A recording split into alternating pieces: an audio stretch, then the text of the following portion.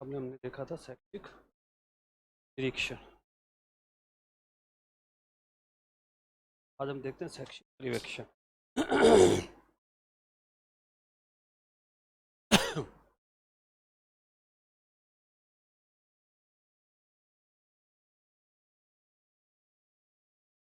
वर्तमान में भारत में यदि हम देखें आधुनिक संकल्पना के रूप पर्यवेक्षण को लिए कि अब जो निरीक्षण पे जो निर्भरता है उसको समाप्त कर दिया। आपने ये भी देखा होगा, डब्ल्यू एडवर्ड डेमिंग के वो 14 सिद्धांत याद कीजिए, कि उन्होंने संपूर्ण गुणवत्ता प्रबंधन के लिए निरीक्षण पर निर्भरता समाप्त होनी चाहिए। इसका मतलब अब पर्यवेक्षण शिक्षा में जो है वो पर्यवेक्षण किया जाएगा, इसका मतलब सहयोगी निरीक्षण होगा, या हम इसको कहें ये निरीक्षण जो होगा वो सहयोगी होगा, लोकतांत्रिक होगा, मार्गदर्शन देने वाला होगा या परामर्श देने वाला होगा। यानी इस प्रकार का जब हमने कहा निरीक्षण, तो जैसे हमने कहा निरीक्षण, हमने कहा ये बहुत ही नकारात्मक है, इसमें कमियां या दोष ढूंढे जाते हैं। क्या किए जाते हैं? कमियां या दोष ढूंढे। यहाँ पे कमियां जब वो दोष ढूंढे जाते हैं, सामने वाले के लिए डराने वाला होता है, डर पैदा करने वाला होता है, सामने वाले की प्रशंसा नहीं की जाती है। या उस समय जब अंग्रेजों की ये पद्धति थी तो वो इस प्रकार से देखते थे कि किसी भी प्रकार से हमारी जो शैक्षिक व्यवस्था है उसमें कुल मिला के हम सुधार करें, और उस सुधार में भी ये निरीक्षण मेनली शिक्षक के केंद्रित ज़्यादा होता, यानी ये ध्यान देता था उस समय शिक्षक कक्ष में उसकी शिक्षण की प्रभावशीलता कैसी है। क्योंकि उस समय ज़्यादातर बहुत ज़्यादा स्कूलों में कुछ होता भी नहीं था, एक शिक्षक होता था, बच्चे होते थे और पढ़ा रहा होता था, इसलिए ज़्यादा कोई वो शिक्षक की प्रभावशीलता।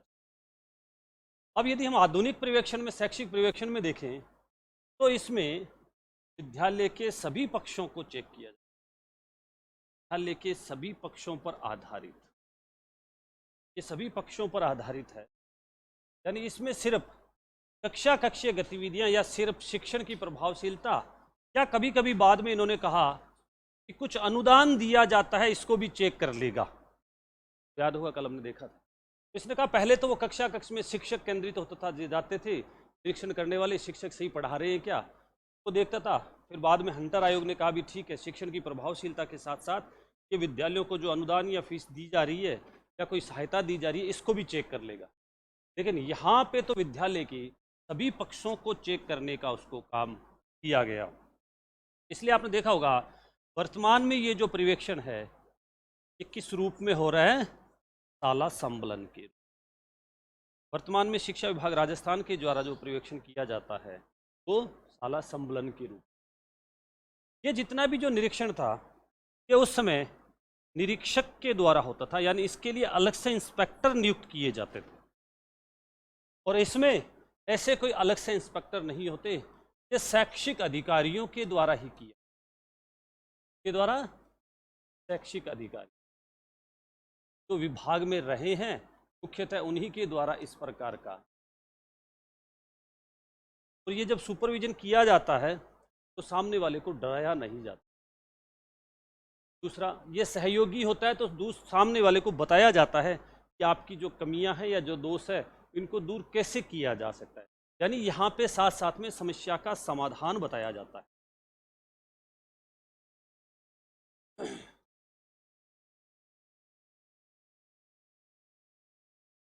और हमने कहा था ये मात्र औपचारिकता वाला होता है, जबकि औपचारिकता वाला नहीं होता है, ये विद्यालय के सभी पक्षों पे कमियां या जो दोष है उनमें सुधार करने के लिए होता है।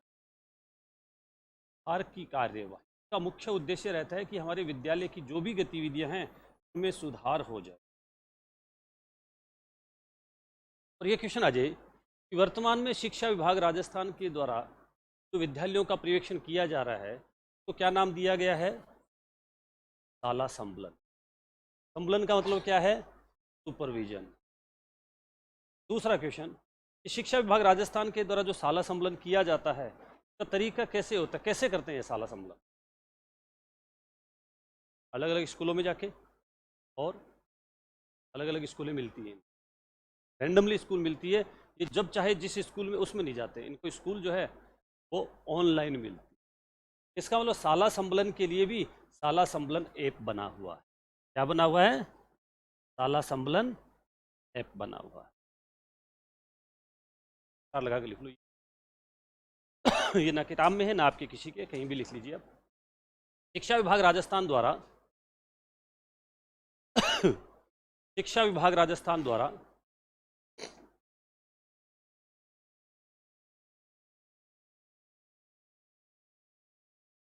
शिक्षा विभाग राजस्थान द्वारा शैक्षिक पर्यवेक्षण के रूप में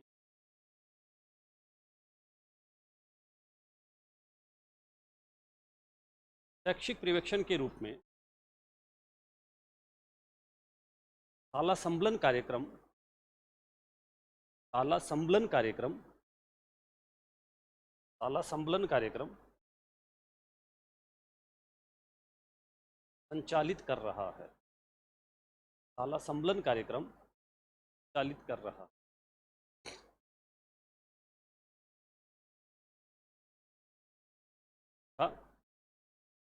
यह शाला संबलन ऐप के माध्यम से, यह है शाला संबलन ऐप के माध्यम से किया जाता है।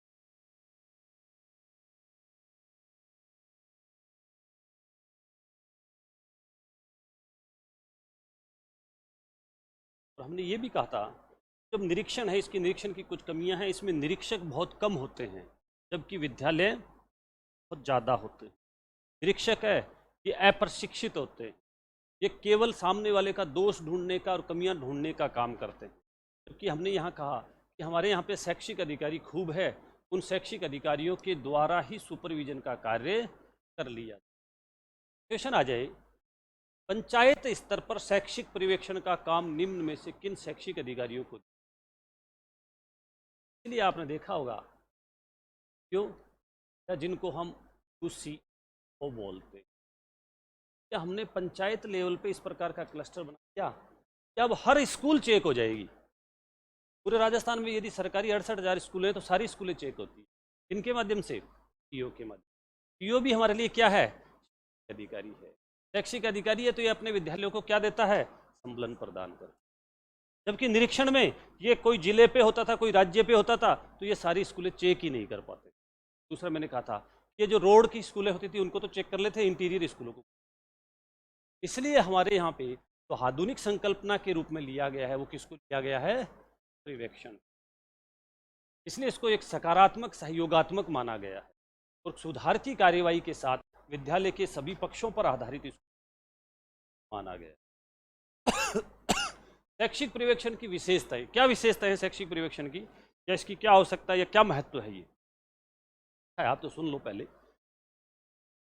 मतलब जब शैक्षिक पर्यवेक्षण शुरू किया गया तो ये देखा गया कि एक तो निरीक्षण की जो कमियां हैं उनको दूर किया जाए, निरीक्षणकर्ता जो अप्रशिक्षित थे उनको दूर किया जाए। यहाँ पे इन लोगों को लगातार प्रशिक्षण दिया जाता है। अब ध्यान से सुनना, राजस्थान में, ध्यान से सुनो, राजस्थान में शैक्षिक पर्यवेक्षण या शैक्षिक प्रबंधन या शैक्षिक नेतृत्व के लिए शिक्षा अधिकारियों को जो प्रशिक्षित किया जाता है वो किसके द्वारा प्रशिक्षित? सीमेट के। यानी सीमेट में इन अधिकारियों को 10-10 दिन रखा जाता है। कितने दिन? 10 दिवसीय प्रशिक्षण रखा जाता है, जो पूरा का पूरा शैक्षिक पर्यवेक्षण आधारित होता है, जो शैक्षिक नेतृत्व आधारित होता है, जिसमें ये सुपरविजन कैसे करे, किस प्रकार से अपनी लीडरशिप को बढ़ाए, ये पूरा। तो हमने यहाँ पे कहा कि ये निरीक्षण करने वाले निरीक्षक अप्रशिक्षित होते हैं, अब इनको पूरा का पूरा प्रशिक्षण दिया जाने लगे। यानी इधर के जितने भी दोस्त थे उन सबको दूर करने का काम किया गया। दूसरा, शैक्षिक पर्यवेक्षण, ये कहा जाता है कि हमारे यहाँ पे बहुत सारे शिक्षक काम कर रहे होते हैं, तो इनका तो काम ही मुख्यतः शिक्षक पे होता था। लेकिन यहाँ शिक्षक के साथ सभी पक्ष है, तो इन्होंने कहा कि हमारे यहाँ पे जितने भी जो नवनियुक्त शिक्षक होते हैं, कौन से शिक्षक?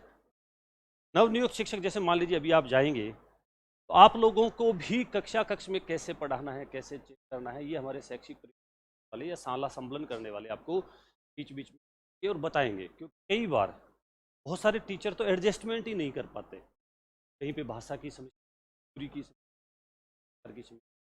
तो ये भी माना गया था कि शैक्षिक पर्यवेक्षण जो वो नवनियुक्त शिक्षकों के आयोजन में सहयोग करेंगे, या कक्षा कक्षीय जो शिक्षण प्रक्रिया है उसमें सहयोग करने का काम करेंगे, या विद्यालय की जो वास्तविक समस्याएं हैं उनको जाएंगे, देखेंगे, चेक करेंगे और उनको दूर करेंगे। क्योंकि यहाँ पे निरीक्षण एक प्रपत्र के माध्यम से हो, निर्धारित प्रपत्र होता था, वो आता था और जल्दबाजी में अपना प्रपत्र भर के और ले जाता था। जबकि यहाँ पे फीडबैक की भी कार्यवाही है साथ साथ। किसकी कार्यवाही है? फीडबैक की। यानी आप जो भी कमियां निकालेंगे उन कमियों को बाद में आपको दूर भी करना होगा। यहाँ तो वो कमी लिख के चला जाता था कि शिक्षक के द्वारा कॉपी चेक नहीं, शिक्षक के द्वारा होमवर्क नहीं दिया जा रहा, शिक्षक के द्वारा विद्यार्थियों से अंत्यक्रिया नहीं की जा रही, और वो लिख के अपना फॉर्मेट में ले जाता था। जबकि यहाँ पे वो बता के जाता है और उसकी फॉलोअप की कार्यवाही भी साथ साथ में करता है। शाला सम्मेलन ऐप जो है, मैंने अभी बताया आपको, इसमें आप उस विद्यालय की जो भी कमी निकाल के आते हो उसका टिकट रेज हो जाता है। वहाँ पे क्या हो जाता है? टिकट रेज, यानी वो ब्लिंक करती रहती है कमी जब तक आप उस कमी को पूरा नहीं करते। इसका वो लोग फॉलोअप की कार्यवाही बहुत ही अच्छे तरीके से, यानी सुधार की कार्यवाही में फॉलोअप कार्यवाही बाद में भी आपने जो इंस्ट्रक्शन दिए हैं उनको मानना पड़ेगा, उनको दूर करना पड़ेगा। नेक्स्ट, विद्यालय के जितने भी जो पक्ष है, चाहे हम देखें संस्थागत नियोजन वाले जो पक्ष है, चाहे शैक्षिक पक्ष देखें, चाहे सहशैक्षिक पक्ष देखें, चाहे भौतिक पक्ष देखें, यानी एक पर्यवेक्षण करने वाला होगा, वो जैसे स्कूल में घुसेगा तो स्कूल का खेल मैदान भी देखेगा, साफ सफाई भी देखेगा, लेट बात भी देखेगा, मिड डे मील भी देखेगा, विद्यार्थियों से बात भी करेगा, विद्यार्थियों की अंत्यक्रिया भी देखेगा, यानी विद्यार्थियों के ज्ञानात्मक पक्ष को भी देखेगा, भावात्मक पक्ष को देखेगा, क्रियात्मक पक्ष को भी देखेगा, विद्यालय की यानी सारी जो गतिविधियाँ हैं उनको सबको देखते हुए और अपना जो फीडबैक है वो विद्यालय को प्रदान करने, यानी यहाँ पे विद्यालय के सारे पक्षों पे आधारित होता है। इसलिए विद्यालय में ज़्यादा सुधार की गुंजाइश रहती है, विद्यालय की कमियों को, और ये पर्यवेक्षण लगातार होता है। ऐसा नहीं है कि साल में एक ही बार होगा, ये पीओ आपके स्कूल में लगातार साल में 5 बार, 10 बार, 20 बार भी आ सकता है। इसके अलावा आपका सीबीओ भी आ सकता है। यानी ये लगातार कार्यवाही होती है, तो इसमें फॉलोअप भी बहुत अच्छे तरीके से किया जाता है। बताइए, पहले पिछली बार कौन क्या कह के गया था, उसको दूर कर दिया क्या आपने? तो पहले, सबसे पहले जब भी कोई रिमार्क डाल के जाता है, पहले वाली चीज का काम किया जाता है। नेक्स्ट इसने लिखा है कि शिक्षकों के निरंतर विकास में सहायक है, विद्यालय में स्वस्थ वातावरण में सहायक है। सबसे बड़ी बात है, ये शैक्षिक पर्यवेक्षण टीम भावना के साथ काम करता है। इस भावना के साथ, टीम भावना के साथ, ये इसकी एक बहुत अच्छी विशेषता है कि प्रत्येक व्यक्ति जो होगा वो एक टीम के रूप में लगा होता है, सहकारिता की भावना के रूप में लगा होता है, सब मिलजुल करके अपना काम कर रहे होते, क्योंकि सबको पता होता है कि हम किसके लिए काम कर रहे हैं, विद्यालय और विद्यार्थी। यहाँ पे किसी का कोई व्यक्तिगत हित नहीं हो। इसलिए इस प्रकार से इसकी अनेकों विशेषताएं हैं। कुल मिला के यदि इस पर्यवेक्षण का क्वेश्चन आता है तो शैक्षिक पर्यवेक्षण में आप प्रबंधन की जितनी भी जो अच्छाइयाँ हो सकती है वो सारी मान के चलें। या हमने संस्थागत नियोजन कल जो पढ़ा, उसके जो सारे पक्ष हो सकते हैं उन सब पे पर्यवेक्षण काम करता है। जब भी पर्यवेक्षण का क्वेश्चन आए तो इसमें आप इसको सुधार की कार्यवाही, टीम भावना, लोकतांत्रिक, मार्गदर्शन और परामर्श वाला, सहयोगी, सकारात्मक, ये सारे के सारे इसके अंदर कार्यवाही के रूप में माने जाएंगे। नेक्स्ट इसने लिखा है कि पर्यवेक्षण के प्रकार। ये कह रहा है पर्यवेक्षण 2 प्रकार का होता है, एक तो व्यक्तिगत पर्यवेक्षण होता है, एक समूह के द्वारा होता है। मिल जाएंगे आपको सारे। व्यक्तिगत यानी एक व्यक्ति के द्वारा पर्यवेक्षण किया जाता है, और दूसरा समूह का, यानी एक समूह के माध्यम से, समूह के द्वारा पर्यवेक्षण। इसमें एक अकेला व्यक्ति होता है, एक व्यक्ति के द्वारा पर्यवेक्षण किया जाता है, और इसमें एक समूह के द्वारा पर्यवेक्षण किया जाता है। ये समूह के द्वारा पर्यवेक्षण किया जाता है, वैसे ये ज़्यादा अच्छा माना गया है। क्यों समूह के द्वारा पर्यवेक्षण को ज़्यादा अच्छा क्यों माना गया है? क्योंकि इसमें अलग अलग विशेषज्ञ होते हैं। क्या होते हैं? अलग अलग विशेषज्ञ होने की वजह से, जैसे मान लीजिए एक स्कूल के अंदर कोई तो भौतिक पक्ष चेक करेगा, कोई सहशैक्षिक पक्ष चेक, कोई शैक्षिक पक्ष चेक करेगा। जैसे आपने देखा होगा टीम टीचिंग, आपने सुना होगा नाम, आप लोगों को बीएड में था टीम टीचिंग। एक समूह होता था और वो टीचिंग करवाता था, उसमें विशेषज्ञ टाइप के होते थे, मान लीजिए आपका एक सिविल का इंजीनियर आपके साथ जाता है, तो वो अपना सारा कैसा काम देखेगा? एक आप पीटीआईजी को ले जाते हैं या इस प्रकार से शैक्षिक गतिविधियों वालों को, तो वो शैक्षिक, एक शिक्षाविद को ले जाते हैं तो वो शैक्षिक, और टाइम भी कम लगेगा और सब एक्सपर्ट होंगे तो एक राय भी बहुत अच्छे तरीके से दे पाएंगे, ये ऐसा कहा गया है। लेकिन जनरली भारत में जो किया जाता है इस प्रकार से एक व्यक्ति के द्वारा सुपरविजन ज़्यादा किया, यहाँ पे टीम बहुत कम, रेयर केस में ही बनाई जाती है। कोई विशेष पर्पज होता है तो टीम बनाई जाती है, जैसे बोर्ड का एग्जाम है, अब जो भी सुपरविजन करने जा रहे हैं वो एक टीम के रूप में राज्य स्तरीय, या आरटीई का जब फिजिकल वेरिफिकेशन करने जाते हैं तो टीम होती है, यानी बहुत विशेष पर्पज होता है तो एक टीम बना के किया जाता है। लेकिन इसका शैक्षिक पर्यवेक्षण का, इसने शैक्षिक पर्यवेक्षण के जो प्रकार के इसमें बताए हैं कि सबसे पहला होता है निरीक्षणात्मक पर्यवेक्षण। भूमिका और दृष्टिकोण के आधार पे इसके अलग अलग जो भाग बताए हैं, भूमिका तथा दृष्टि के आधार पर, ये वेरी वेरी वेरी इंपॉर्टेंट है। आप सामने देखना लिखा हुआ सबके है। पहला है निरीक्षणात्मक पर्यवेक्षण। क्या होता है, ध्यान से देखना भैया, सबके यहाँ पे निरीक्षणात्मक पर्यवेक्षण क्या होता है? निरीक्षणात्मक के नाम से क्या पता चलता है आपको? निरीक्षण जैसा होगा, कैसा होगा? निरीक्षण जैसा होगा। तो जब निरीक्षण जैसा होगा तो क्या मतलब है इसका? कमियां निकालने वाला होगा, आलोचना करने वाला होगा, या सामने वाले को विशेष प्रकार के निर्देश देने वाला होगा। तो ध्यान से देखना, ये निरीक्षणात्मक या जिसको संशोधनात्मक कहते हैं, ये पर्यवेक्षण का एक शुरुआती भाग है। कैसा है? शुरुआती था। जब शुरुआत में जब पर्यवेक्षण किया गया तो हमने वहां पे भी एक रचनात्मक निरीक्षण देखा था रचनात्मक निरीक्षण, वो लगभग एक पर्यवेक्षण जैसा था। कैसा था? और यहाँ पे हम कह रहे हैं कि जब पर्यवेक्षण की शुरुआत हुई तो उसमें भी एक निरीक्षणात्मक पर्यवेक्षण था। इसका मतलब जो पर्यवेक्षण करने वाला होता है वो विद्यालय का अवलोकन कर रहा होता है। अवलोकन करने के साथ साथ वो जो जिन भी चीज़ों को देख रहा होता है उनमें वो कमियां निकाल रहा होता है, यानी कमियां ढूंढने वाला इस प्रकार से होता है। दूसरा, ये इस प्रकार से उसकी आलोचना करने वाला होता है। और तीसरा, ये आज्ञा, नियम व निर्देशों के आधार पर होता है। इसके आधार पे, के आधार पर होता है। 3 वर्ड ध्यान रखें, आज्ञा, नियम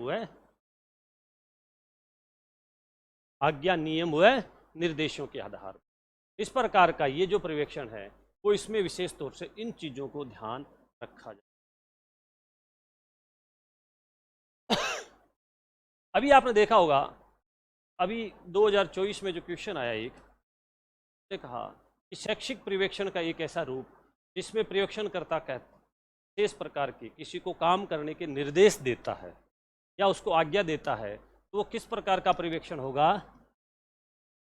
यानी मैं ऐसा करने के लिए कहता हूँ, यानी मैं आपको सीधा सीधा क्या दे रहा हूँ? निर्देश दे रहा हूँ, आपको उस आज्ञा को पालन करना ही करना है। आपसे मैं पूछ नहीं रहा हूँ कि आपको क्या करना है, मैं आपको कह रहा हूँ कि आपको ऐसा कार्य करना है। यानी ये कुल मिला के एक निरीक्षण जैसा होता है, परंपरागत और पुराने वाला है। ये आज्ञा, नियम और निर्देशों के आधार पे होता है। ये आलोचना करने वाला होता है। ये थोड़ा सा कमियां निकालने वाला होता है। इस प्रकार का जो निरीक्षणात्मक पर्यवेक्षण, यानी कुल मिला के इसको पर्यवेक्षण का भाग कहा है, लेकिन ये थोड़ा सा हमें किस जैसा दिखता है? निरीक्षण जैसा दिखता है। और इसके अंदर जब पर्यवेक्षण किया जा रहा होता है तो जब ये कमियां निकालने वाला होता है तो वहां पे भय का वातावरण भी कई बार पैदा हो जाता है।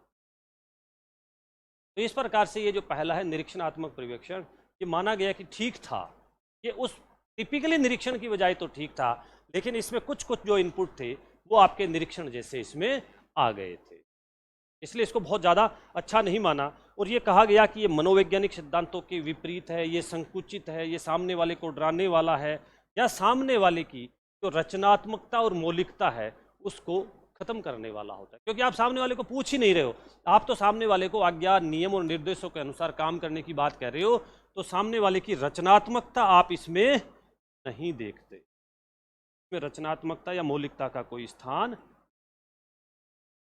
ये इस प्रकार का निरीक्षण हो, वो निरीक्षणात्मक परिवेक्षण का। दूसरा इन्होंने कहा है नियंत्रणात्मक परिवेक्षण।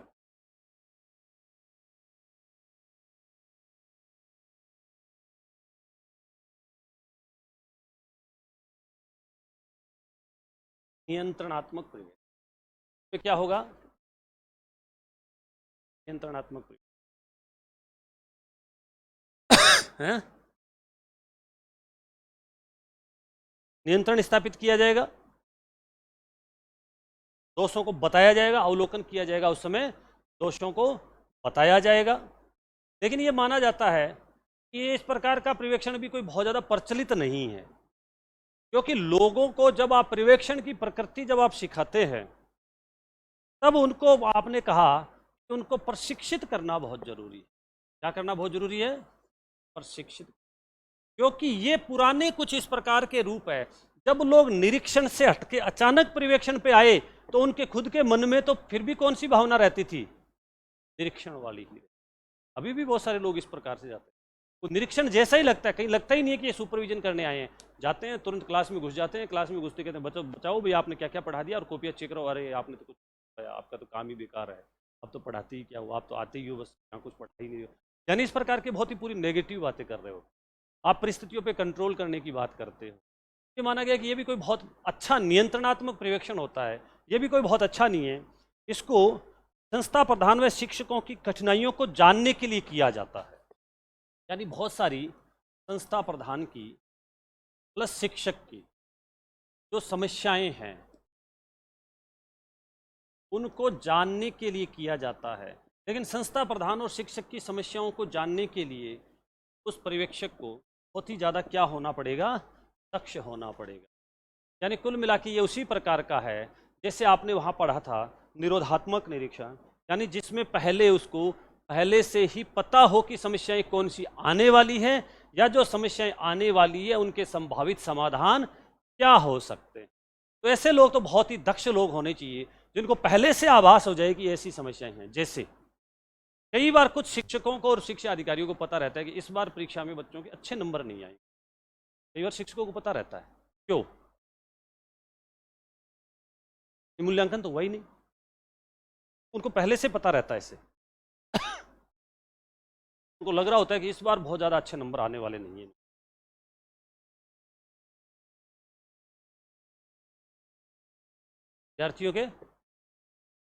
विद्यार्थियों को देख रहे होते हैं, पूरे टाइम वो देख रहे होते हैं, उनकी सिंसियरिटी देख रहे होते हैं, उनके पढ़ने के तरीकों को देख रहे होते हैं, उनके लिखने की शैली को देख रहे होते हैं। या कई बार कुछ विद्यार्थियों को उनको पहले से पता रहता है कि अब ये ज़्यादा अच्छा नहीं पढ़ रहा, पहले अच्छा ज़्यादा पढ़ रहा, तो वो उनकी परिस्थितियों को जब देखता है, उनका विशेष तौर से अवलोकन करता है, या उनकी जब कॉपियाँ चेक करते हैं, कई बार आप खुद ही कह देते हैं जब कॉपियाँ चेक कर रहे होते हैं कि बेटा पहले बहुत अच्छा लिखता था, पहले राइटिंग बहुत अच्छी थी, अब तेरी बहुत बेकार राइटिंग। या ऐसे भी बहुत सारे बच्चे होंगे जो 11वीं 12वीं वाले, तो आप देखेंगे कि आपके मान लीजिए वहाँ पे क्वेश्चन होंगे 12, 6 7 ही करके लाएगा, और नंबर भी 1 2 7 8 12 ऐसे लगा के ले आएगा, आपको पता भी नहीं चले, और उसको आपको लगे काम भी पूरा है और बीच में खराब भी कर देगा काम को। यानी इस प्रकार के तो ये आपको दक्ष होगा तो ही ऐसे बच्चों को पकड़ पाएंगे आप।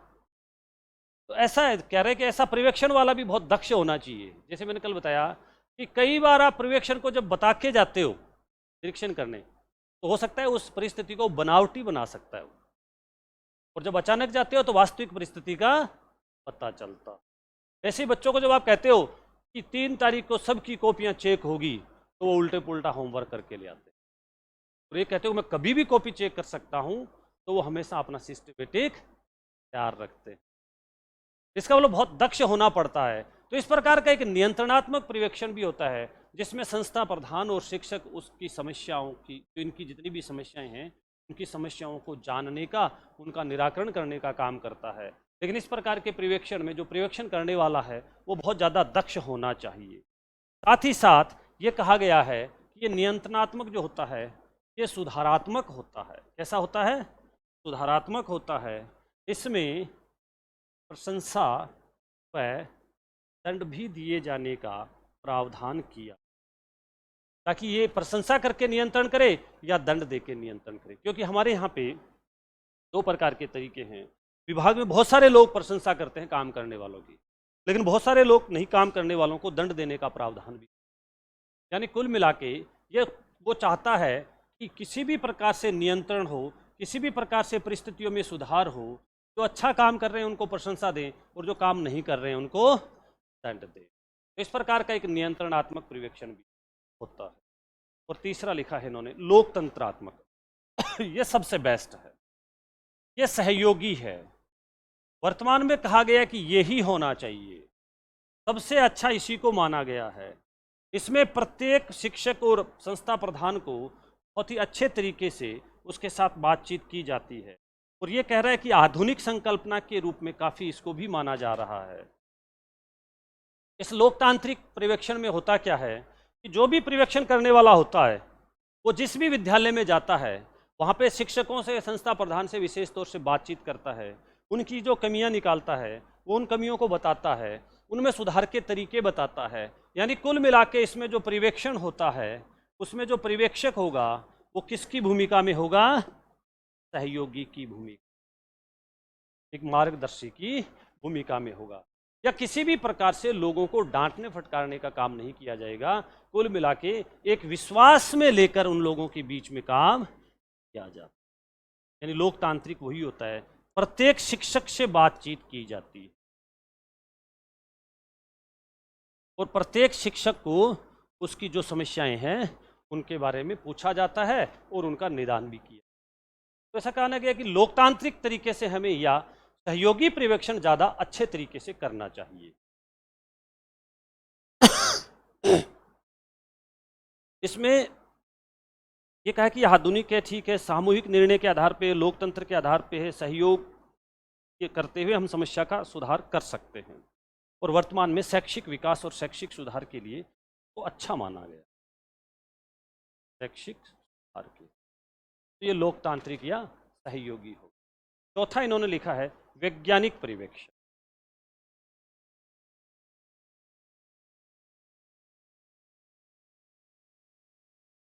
कार्यवाही होती है, कार्यवाही में उसको आप दंड 3-4 प्रकार के होते हैं। दंड का मतलब ये होता है कि आप उसकी सैलरी रोक सकते हो, इंक्रीमेंट रोक सकते हो, आप उसका प्रमोशन रोक सकते हो। सारे दंड है कर्मचारी। यानी सेवा नियमों में जो दंड लिखे हैं वो दंड देना है, कोई पीटना नहीं है उसको। सेवा नियमों में जो जो काम लिखा है कि भी इसको आप एपीओ कर सकते हो, इसको आप निलंबित कर सकते हो, इसको आप सस्पेंड कर सकते हो, आप सैलरी रोक सकते हो, सैलरी का आधा भाग कर सकते हो, इसके इंक्रीमेंट रोक सकते हो, इसका प्रमोशन रोक सकते हो, उसके लिए तो जुर्माना ही हो गया एक शिक्षक। चौथा है वैज्ञानिक पर्यवेक्षण। आपने सुना होगा शिक्षकों पे 16 सीसी की कार्यवाही, 17 सीसी की कार्यवाही, सुना है ना? नोटिस दे देते हैं, पहले नोटिस देते हैं फिर उनकी इस प्रकार से कार्यवाही की जाए, तो वो सारे दंड है उसके लिए। वैज्ञानिक पर्यवेक्षण।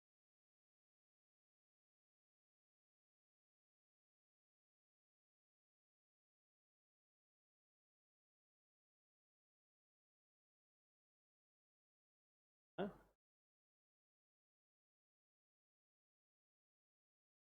ऑफिसर कैसे है वो देखा जाता है। आरएस ऑफिसर है तो उनको, शिक्षकों के अंदर तो फिर फर्क ही होता है कक्षा। कार्यवाही तो किस लेवल, ऑफिसर किस प्रकार का, उस पर डिपेंड।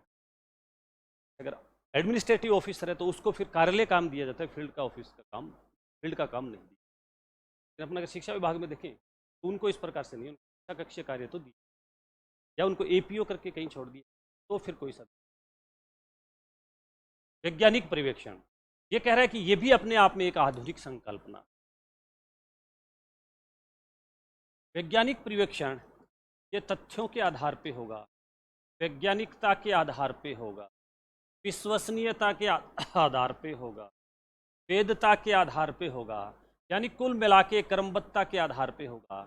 एक वैज्ञानिक जो दृष्टिकोण में जो सारी चीज़ें होती है उसके आधार पे इस प्रकार का पर्यवेक्षण किया जाता है। तो इसमें विश्वसनीयता, वेदता, वैज्ञानिकता, ये कैसे चेक करोगे कि वैज्ञानिक पर्यवेक्षण है? तो इस प्रकार के पर्यवेक्षण वर्तमान में विदेशों में काफ़ी किया जा रहा है। कैसे पता चले?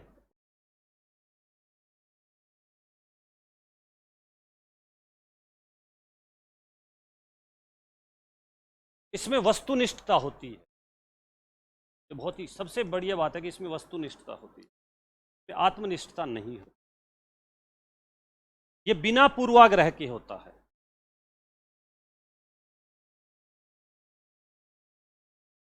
इसलिए इसको क्या कहा जाता है? वैज्ञानिक पर्यवेक्षण का। वैज्ञानिक पर्यवेक्षण एक इस प्रकार की आधुनिक संकल्पना है जिसको अनुसंधान के आधार पर निकाला है कि पर्यवेक्षण चाहे कोई सा भी व्यक्ति करे, उससे कोई फर्क नहीं पड़ रहा है, उसके जो रिजल्ट निकलेंगे वो सभी जगह एक जैसे होंगे। जो तथ्यों के आधार पे जैसे हम अनुसंधान करते हैं, तो अनुसंधान में हमारे पास फैक्ट होते हैं, उसी के अनुसार हम जो है, जैसे आपने कहा कि अच्छे परीक्षण, और अच्छे परीक्षण हमेशा वैज्ञानिकता के तथ्यों पे खरे होते हैं।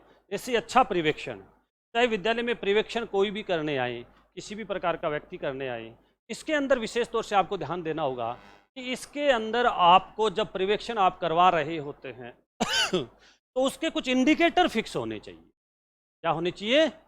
इंडिकेटर फिक्स होने चाहिए। जैसे आजकल शाला संबलन पे आप पर्यवेक्षण करने जाते हो, तो वर्तमान में यदि हम माने तो एक वैज्ञानिक पर्यवेक्षण का पार्ट है। शाला संबलन चाहे मैं करने जाऊं चाहे आप करने जाओ, वहां पे आपको क्वेश्चन जो होंगे, जो 150 क्वेश्चन, वो सबको सेम मिलेंगे। तो आप वहां पे साफ सफाई में अति उत्तम, उत्तम और ठीक ठाक, इवन तक कि आंध्र प्रदेश ने एक बहुत ही अच्छा इस प्रकार का वैज्ञानिक पर्यवेक्षण का तरीका निकाला है कि वहाँ भी कोई भी व्यक्ति जब पर्यवेक्षण करने जाता है, ध्यान से सुनना, कोई भी व्यक्ति जब पर्यवेक्षण करने जाता है तो उसकी वो फोटो खींचता है। मान लीजिए ये लेट बात है, उस लेट बात की फोटो खींचेगा। फोटो खींचते ही वो खुद बता देगा कि ये साफ है या खराब है या सही। आपको लिखना कुछ भी नहीं है। तो ये वैज्ञानिक है, वो तथ्य वहाँ पे, या जैसे आप मिड डे मील में जो खाना बना हुआ है तो आपको चखना नहीं है, आप उसकी फोटो खींच लो, वो बता देगा कि क्वालिटी सही है, न्यूट्रिशन। कितना वैज्ञानिकता के आधार पे, यानी पूरा एआई बेस्ड है। इसका मतलब वो बता देता है, या बच्चे की कॉपी की फोटो खींच के जैसे आप राइटिंग को चेक करना चाहे तो वो बता देगा। यानी इतना इस प्रकार से, अब वो कोई भी व्यक्ति जाके उसको चेक करे वो वैसा ही बताएगा। यानी इसमें किसी भी प्रकार का क्या नहीं होगा? पूर्वाग्रह नहीं होगा। यानी किसके आधार पे होगा? वस्तुनिष्ठता के आधार पे होगा। यानी कोई व्यक्ति अगर स्कूल में कोई जानकार भी चला जाए, कई बार जनरली होता क्या है कि जब पर्यवेक्षण करने जाते हैं तो कोई जानकार आ जाता है, वो तो कहता है बहुत बढ़िया है, और दूसरा जब जानकार नहीं आता तो वो कहता है क्या स्कूल चला रखा है यार, गंदगी गंदगी पड़ी। फर्क है दोनों में। इसका मतलब जो जानकार था उस वो पूर्वाग्रह से ग्रसित हो गया, उसने कहा यार दोस्त का स्कूल है, इसको तो क्या ही बुरा बताए। जबकि जो जानकार नहीं था उसने कहा नहीं भाई, सुधार की तो बहुत गुंजाइश है आपके यहाँ, तो देखो बच्चों की राइटिंग नहीं है, बच्चों ने होमवर्क नहीं कर रखा है, बच्चे आते ही नहीं है, बच्चे यूनिफॉर्म में ही नहीं है। तो कुल मिला के इस प्रकार का जो पर्यवेक्षण होता है, ये तथ्यों के आधार पे, वैज्ञानिकता के आधार पे, विश्वसनीयता के आधार पे, वेदता के आधार पे, वस्तुनिष्ठता के आधार पे, बिना किसी पूर्वाग्रह के किया जाता है। इसलिए इसको वैज्ञानिक पर्यवेक्षण का नाम दिया गया है। लेकिन लास्ट है इसका रचनात्मक पर्यवेक्षण, और ये इसको मानते हैं कि सर्वश्रेष्ठ हो। रचनात्मक पर्यवेक्षण शिक्षकों और विद्यार्थियों की मौलिकता और रचनात्मकता को प्रोत्साहन देने वाला होता। ये रचनात्मक, ये क्रिएटिव तरीके से होता है। ये हमेशा लोकतांत्रिक और वैज्ञानिक दोनों का मिश्रण माना गया है। इसमें लोकतांत्रिकता को भी ध्यान रखा जाता है, प्लस इसमें वैज्ञानिकता को भी ध्यान रखा जाता है। कुल मिला के ये रचनात्मकता को प्रोत्साहन देने वाला होता है। ये क्रिएटिव तरीके से किया जाता है। ये पूरा का पूरा सहयोगी होता है। इसमें किसी भी प्रकार का कोई डर पैदा नहीं किया जाता। तो बहुत सारे लोग कहते हैं कि वर्तमान में रचनात्मक पर्यवेक्षण पे हमें ज़्यादा ध्यान देना चाहिए। हमें किसी विशेष प्रकार के पर्यवेक्षण की बजाय हम रचनात्मकता पे चले जाएं, जो आधुनिक भी है, लोकतांत्रिक भी है, वैज्ञानिक भी है, और इसमें वस्तुनिष्ठता भी है, और कोई पूर्वाग्रह भी नहीं है, और विद्यार्थी और शिक्षक इन सभी में सुधार करने की, यानी सुधार के लिए, कुल मिला के पर्यवेक्षण तो सभी सुधार के लिए ही होते हैं। अगर एक निरीक्षणात्मक वाले को छोड़ दें तो वो एक निरीक्षण के जैसा निरीक्षणात्मक पर्यवेक्षण था, वो शुरुआती था, इसलिए उसको निरीक्षणात्मक पर्यवेक्षण का। तो ये रचनात्मक होता है। इसमें इसके अंदर भी इसमें कहा गया है कि ये विद्यार्थियों को, शिक्षकों को विशेष तौर से प्रोत्साहन देने का, अच्छा कार्य करने के लिए ये प्रोत्साहन देने का या नवाचार को बढ़ाने का या नए नए तरीकों से शिक्षण करवाने के लिए शिक्षकों को प्रोत्साहन देता है। ये रचनात्मक पर्यवेक्षण। जैसे आपने देखा होगा आजकल बहुत सारे शिक्षण अधिगम की प्रक्रिया के नए नए तरीके आ गए हैं कक्षा कक्ष में पढ़ाने के। जैसा आपने अभी देखा प्रखर राजस्थान, नाम सुना आपने? क्या था?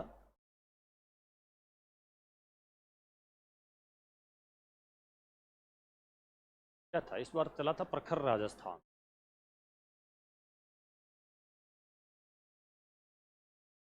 एक था परख। परख क्या है? नेशनल मूल्यांकन केंद्र है जो 4 दिसंबर 2024 को एक टेस्टिंग हुआ, एक सर्वे है परख। तो यानी कुल मिला के एक बच्चों का टेस्ट टाइप का है, बच्चों का मूल्यांकन केंद्र है। लेकिन प्रखर है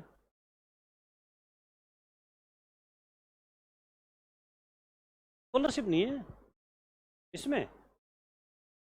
ये 3री से 8वीं के बच्चों को विशेष तौर से सीखने सिखाने की गतिविधियों के लिए विद्यार्थियों के अंदर जो दक्षता आधारित शिक्षण है, ध्यान रखना कौन सा शिक्षण। आजकल एक ऑप्शन चला हुआ है बार बार, कौन सा? दक्षता आधारित शिक्षण। ये बार बार आ रहा है। कल भी मैंने कहा था मेगा पीटीएम हुई, इसमें 3री से 8वीं के बच्चों को देखा गया। 3री से 8वीं के बच्चों की जो दक्षताएं थी उनको शिक्षकों को बताया गया। तो ये पहले से चल रहा था। प्रखर राजस्थान, राजस्थान ने चला रखा था। यानी प्रखर राजस्थान विद्यार्थियों को दक्षता आधारित शिक्षण को बढ़ावा देने के लिए था। स्टार लगा के लिखो, प्रखर राजस्थान।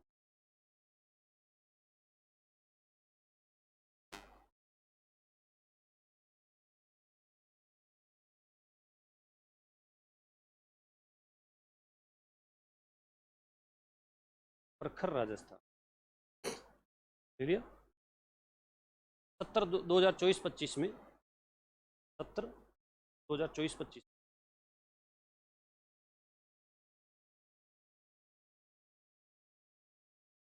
विद्यार्थियों को 70 2024 विद्यार्थियों दक्षता आधारित शिक्षण करवाने का, दक्षता आधारित शिक्षण करवाने का कार्यक्रम, दक्षता आधारित शिक्षण करवाने का कार्यक्रम, जिसमें प्रत्येक बच्चे पर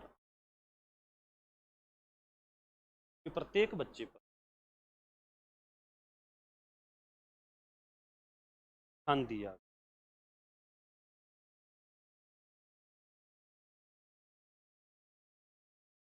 प्रत्येक बच्चे पर ध्यान।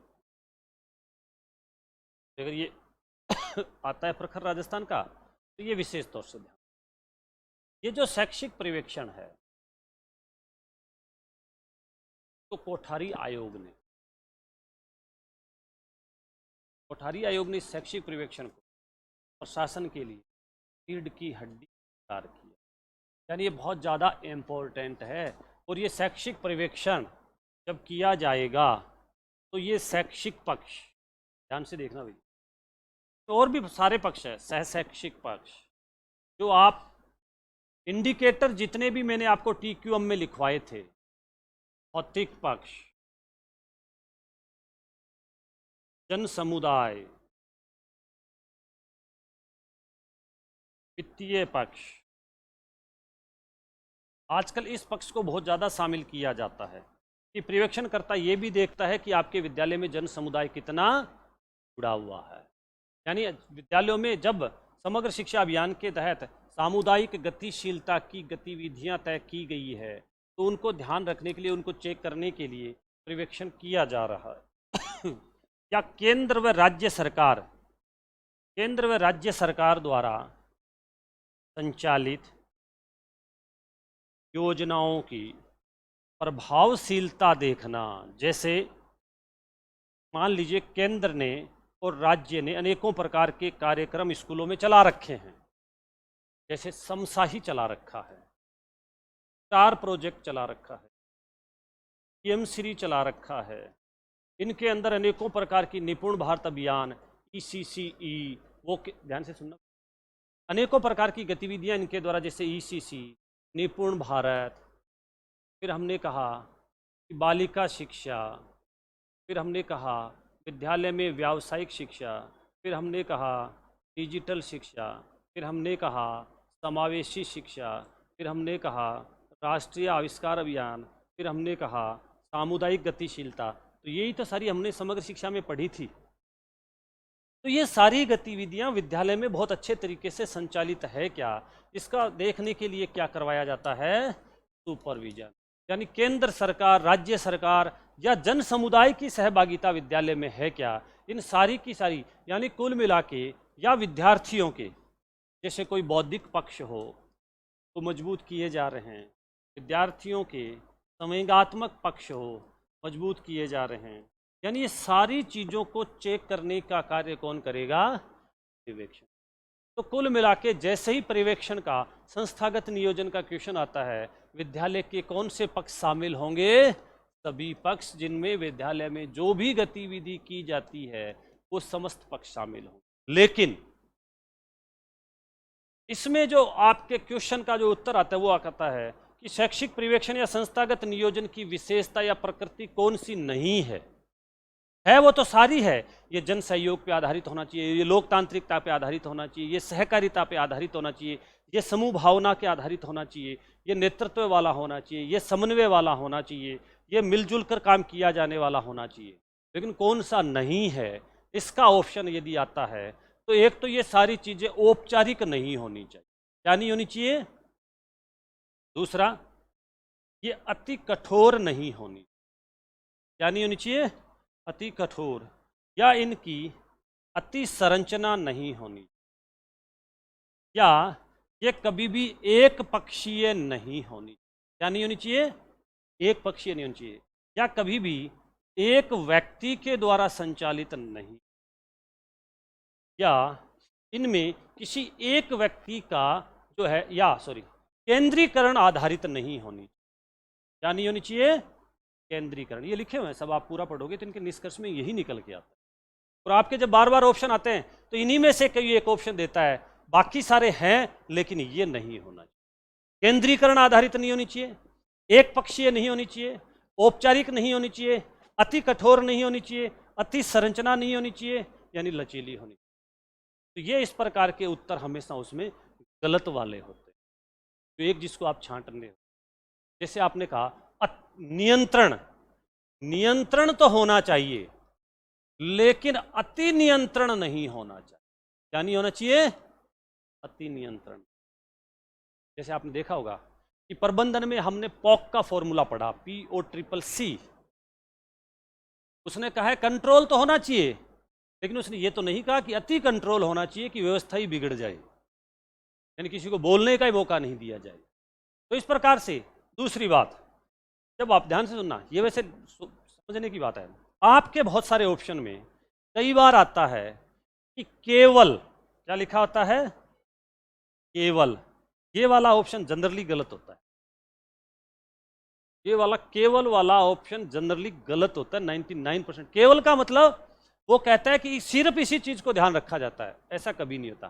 प्रबंधन, प्रशासन, आपका शैक्षिक पर्यवेक्षण, संस्थागत नियोजन कभी किसी एक पक्षीय नहीं है कि केवल भौतिक पक्ष का होगा, केवल बौद्धिक पक्ष का होगा, केवल शैक्षिक पक्ष का होगा, केवल विद्यार्थी को ध्यान रखेगा। नहीं, ये तो विद्यालय को भी ध्यान रखेगा, विद्यार्थी को भी ध्यान रखेगा, शिक्षक को भी ध्यान। जिसमें केवल हो, जिसमें अति हो, जिसमें मात्र हो, ये ऑप्शन हमेशा गलत वाले ऑप्शन, ये वाले ऑप्शन गलत वाले ऑप्शन। आप कभी भी क्वेश्चन डाल के देख, इस प्रकार के ऑप्शन, और आपके कई बार इस प्रकार के ऑप्शन वो दे देता। तो ये अति नियंत्रण, अति नेतृत्व, अति संरचना, अति दृढ़ता, ये सारी चीजें, तो ये इस प्रकार से था आपका शैक्षिक नियंत्रण। नेक्स्ट है शिक्षा में नेतृत्व शैली, एक बहुत ही छोटा सा टॉपिक है, शिक्षा में नेतृत्व शैली।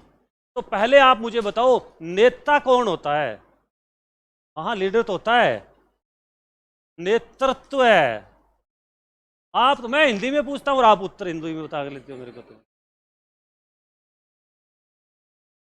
हाँ यानी नेतृत्व है यानी नेता। तो दो क्वेश्चन ध्यान रखना। नेता शिक्षा विभाग, शिक्षा विभाग का नेतृत्व है शिक्षा मंत्री महोदय। दूसरा, संस्था का नेतृत्व है संस्था प्रधान। ये दो क्वेश्चन। नेक्स्ट, कि हम जब नेतृत्व की बात कर रहे हैं तो नेतृत्व होता क्या? इसको आपने बहुत पढ़ा है, ये आपके बीएड में भी था, एजुकेशन मैनेजमेंट में। होता क्या है नेतृत्व? इसमें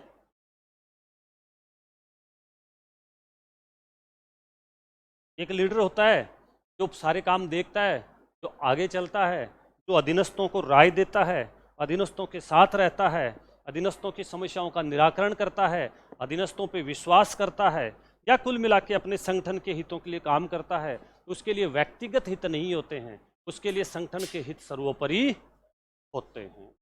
तो इस प्रकार का कुल मिला के एक लीडर, तो जैसे लीडर की बात आती है तो आप स्कूल में मान के चलना कि आपका संस्था प्रधान आपके स्कूल का कौन होगा। अब याद करो कि आपका जो स्कूल का संस्था प्रधान है, या आप जिन स्कूलों में लेक्चरर बनोगे तो आपके यहाँ पे जो संस्था प्रधान होगा वो पहले तो प्रार्थना सभा में लीडरशिप दे, फिर अब जब आप कक्षों में आप चले जाएंगे तो पूरा सुपरविजन करेगा, फिर उसके बाद बीच बीच में वो लोग बच्चों की कॉपियाँ भी चेक करेगा, फिर आप लोगों की डायरियाँ भी चेक करेगा। इतने में कुछ लोग अभिभावक मिलने आ जाएंगे, उनसे बातचीत भी करेगा। इतने में हो सकता है वो ब्लॉक लेवल पे किसी मीटिंग में भी जाएगा। इतने में स्वास्थ्य विभाग वाले आ जाएंगे, उनके टीकाकरण का कार्यक्रम भी देखेगा। इतने में कोई एक सामाजिक प्रोग्राम है अगर गांव में, उसमें भी वो जाएगा। यानी एक लीडर जो सब में कोऑर्डिनेशन रखता हुआ उस विद्यालय के हित में जो कार्य है उन समस्त गतिविधियों में भाग लेने का काम करेगा।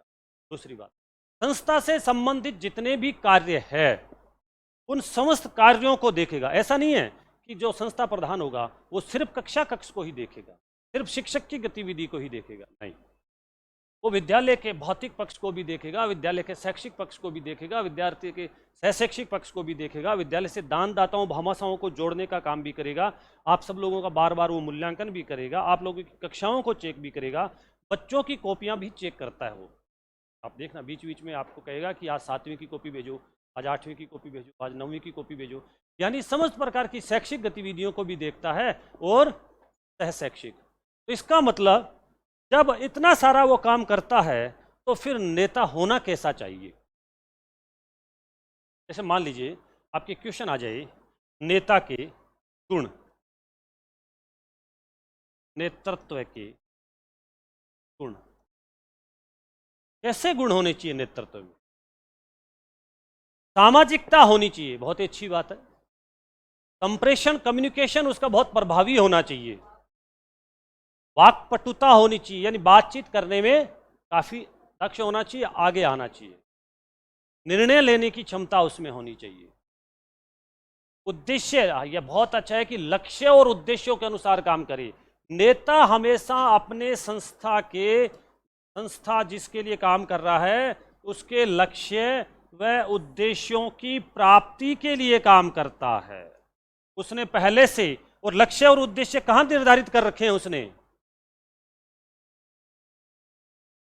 कहां उधर निर्धारित कर रखे हैं उसने? संस्थागत नियोजन में।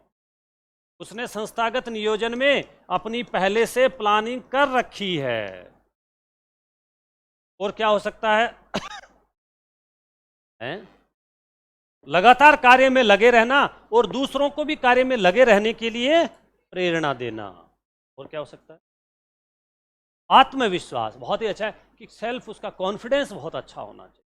ऐसा नहीं है कि वो खुद कॉन्फिडेंट हो ही नहीं तो फिर साथ वालों को या दूसरों को भी कॉन्फिडेंस अच्छा नहीं आता। आत्मविश्वासी होना।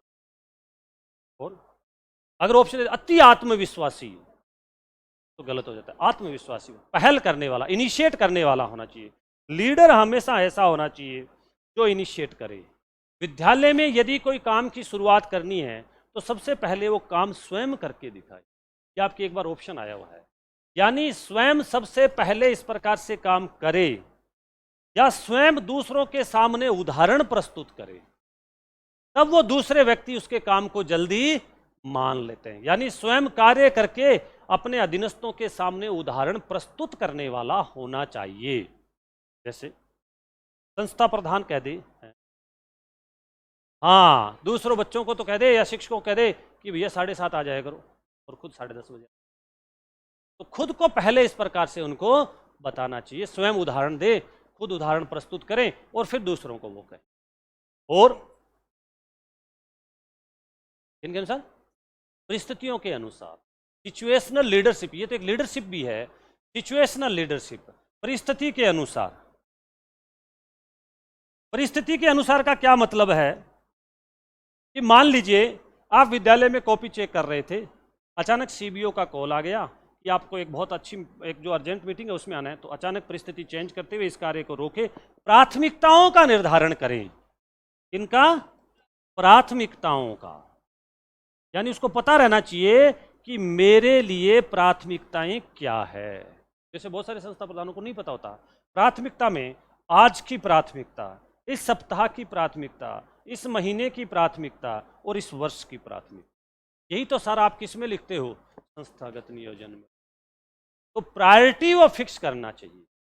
जैसे बहुत सारे संस्था प्रधान हमेशा रोजाना की अपनी एक डायरी रखते हैं और उसमें लिख लेते हैं कि आज के ये 10 कार्य क्या है, डेली डायरी, और टिक लगा लेते हैं, और जिनको पूरा नहीं किया उनको कल वाले में रिपीट कर देते हैं कि आज तो नहीं हो पाया लेकिन कल करेंगे। इसका मतलब इनको रोजाना का पता है कि मेरे को रोज क्या काम करना है या अपने अधीनस्थों से मुझे क्या काम करवाना है। इसका मतलब कार्यों का बंटवारा करने वाला, स्पष्ट रूप से कार्यों का बंटवारा हो, यानी कार्यों का विभाजन। ऐसा नहीं हो कि सारे काम खुद ही करने लग जाए, वो कभी नहीं हो सकते। कार्यों का क्या करना पड़ता है, बंटवारा करना पड़ता है, यानी योग्य, कुशल और जो दक्ष है उसके अनुसार उनको काम देने वाला होना चाहिए। और क्या हो सकता है, मौलिकता होनी चाहिए, रचनात्मकता होनी चाहिए और नवाचारी होना चाहिए। और क्या होना चाहिए,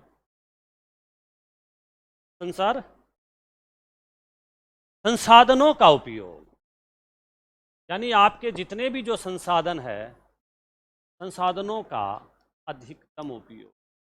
और हम जब लीडरशिप की ट्रेनिंग देते हैं तो संस्था प्रधानों को इस चीज़ के लिए विशेष तौर से कि आप अपने विद्यालय के मानवीय संसाधनों और भौतिक संसाधनों का भरपूर उपयोग करें, अधिकतम उपयोग करें।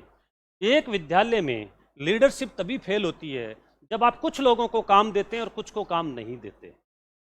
तो जिनको काम नहीं देते हैं वो आपके काम करने वालों को भी काम करने से रोक देते हैं। इसका मतलब वहाँ पे आपने ध्रुवीकरण करना शुरू। तो जैसे ध्रुवीकरण हो जाता है, इसका मतलब दो ध्रुव बन जाएंगे और आपस में लड़ाइयाँ और अविश्वास की स्थितियाँ पैदा हो जाती। इसका मतलब संसाधनों का अधिकतम उपयोग करने वाला नेता होना चाहिए, वो चाहे मानवीय संसाधन है, भौतिक संसाधन है। कुछ कुछ संस्था प्रधान विद्यालय के जितने भी जो संसाधन होते हैं, इवन तक कि कई बार जो आपकी ये बल्ब है, ट्यूबलाइट है, ये जो खराब हो जाती है, या जितने भी प्रकार के जो कबाड़ होता है, उनको भी बहुत अच्छा टीएलएम बना लेते हैं वो लोग। इसका भी क्या बना लेते हैं, टीएलएम बना लेते हैं। यानी उनके पास, उनको लगा कि ये संसाधन था लेकिन एक चीज के काम नहीं आ रहा, तो अब उसको दूसरे चीज के काम के उपयोग में भी लिया जा सकता है। तो इसी को तो कहते हैं कि वो नवाचारी होना चाहिए, यानी उसके दिमाग में नवाचारी आइडिया आने चाहिए। और क्या हो सकता है, संवेगात्मक स्थिरता। ये क्या होता है,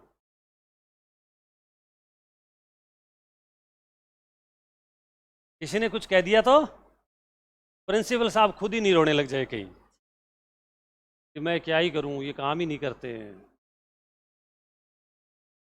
या किसी ने कुछ कह दिया तो गुस्सा आ गया, गालियां निकालने लग गए, या फ्रस्ट्रेशन के लिए किसी भी प्रकार का कोई कागजी कार्यवाही कर दी।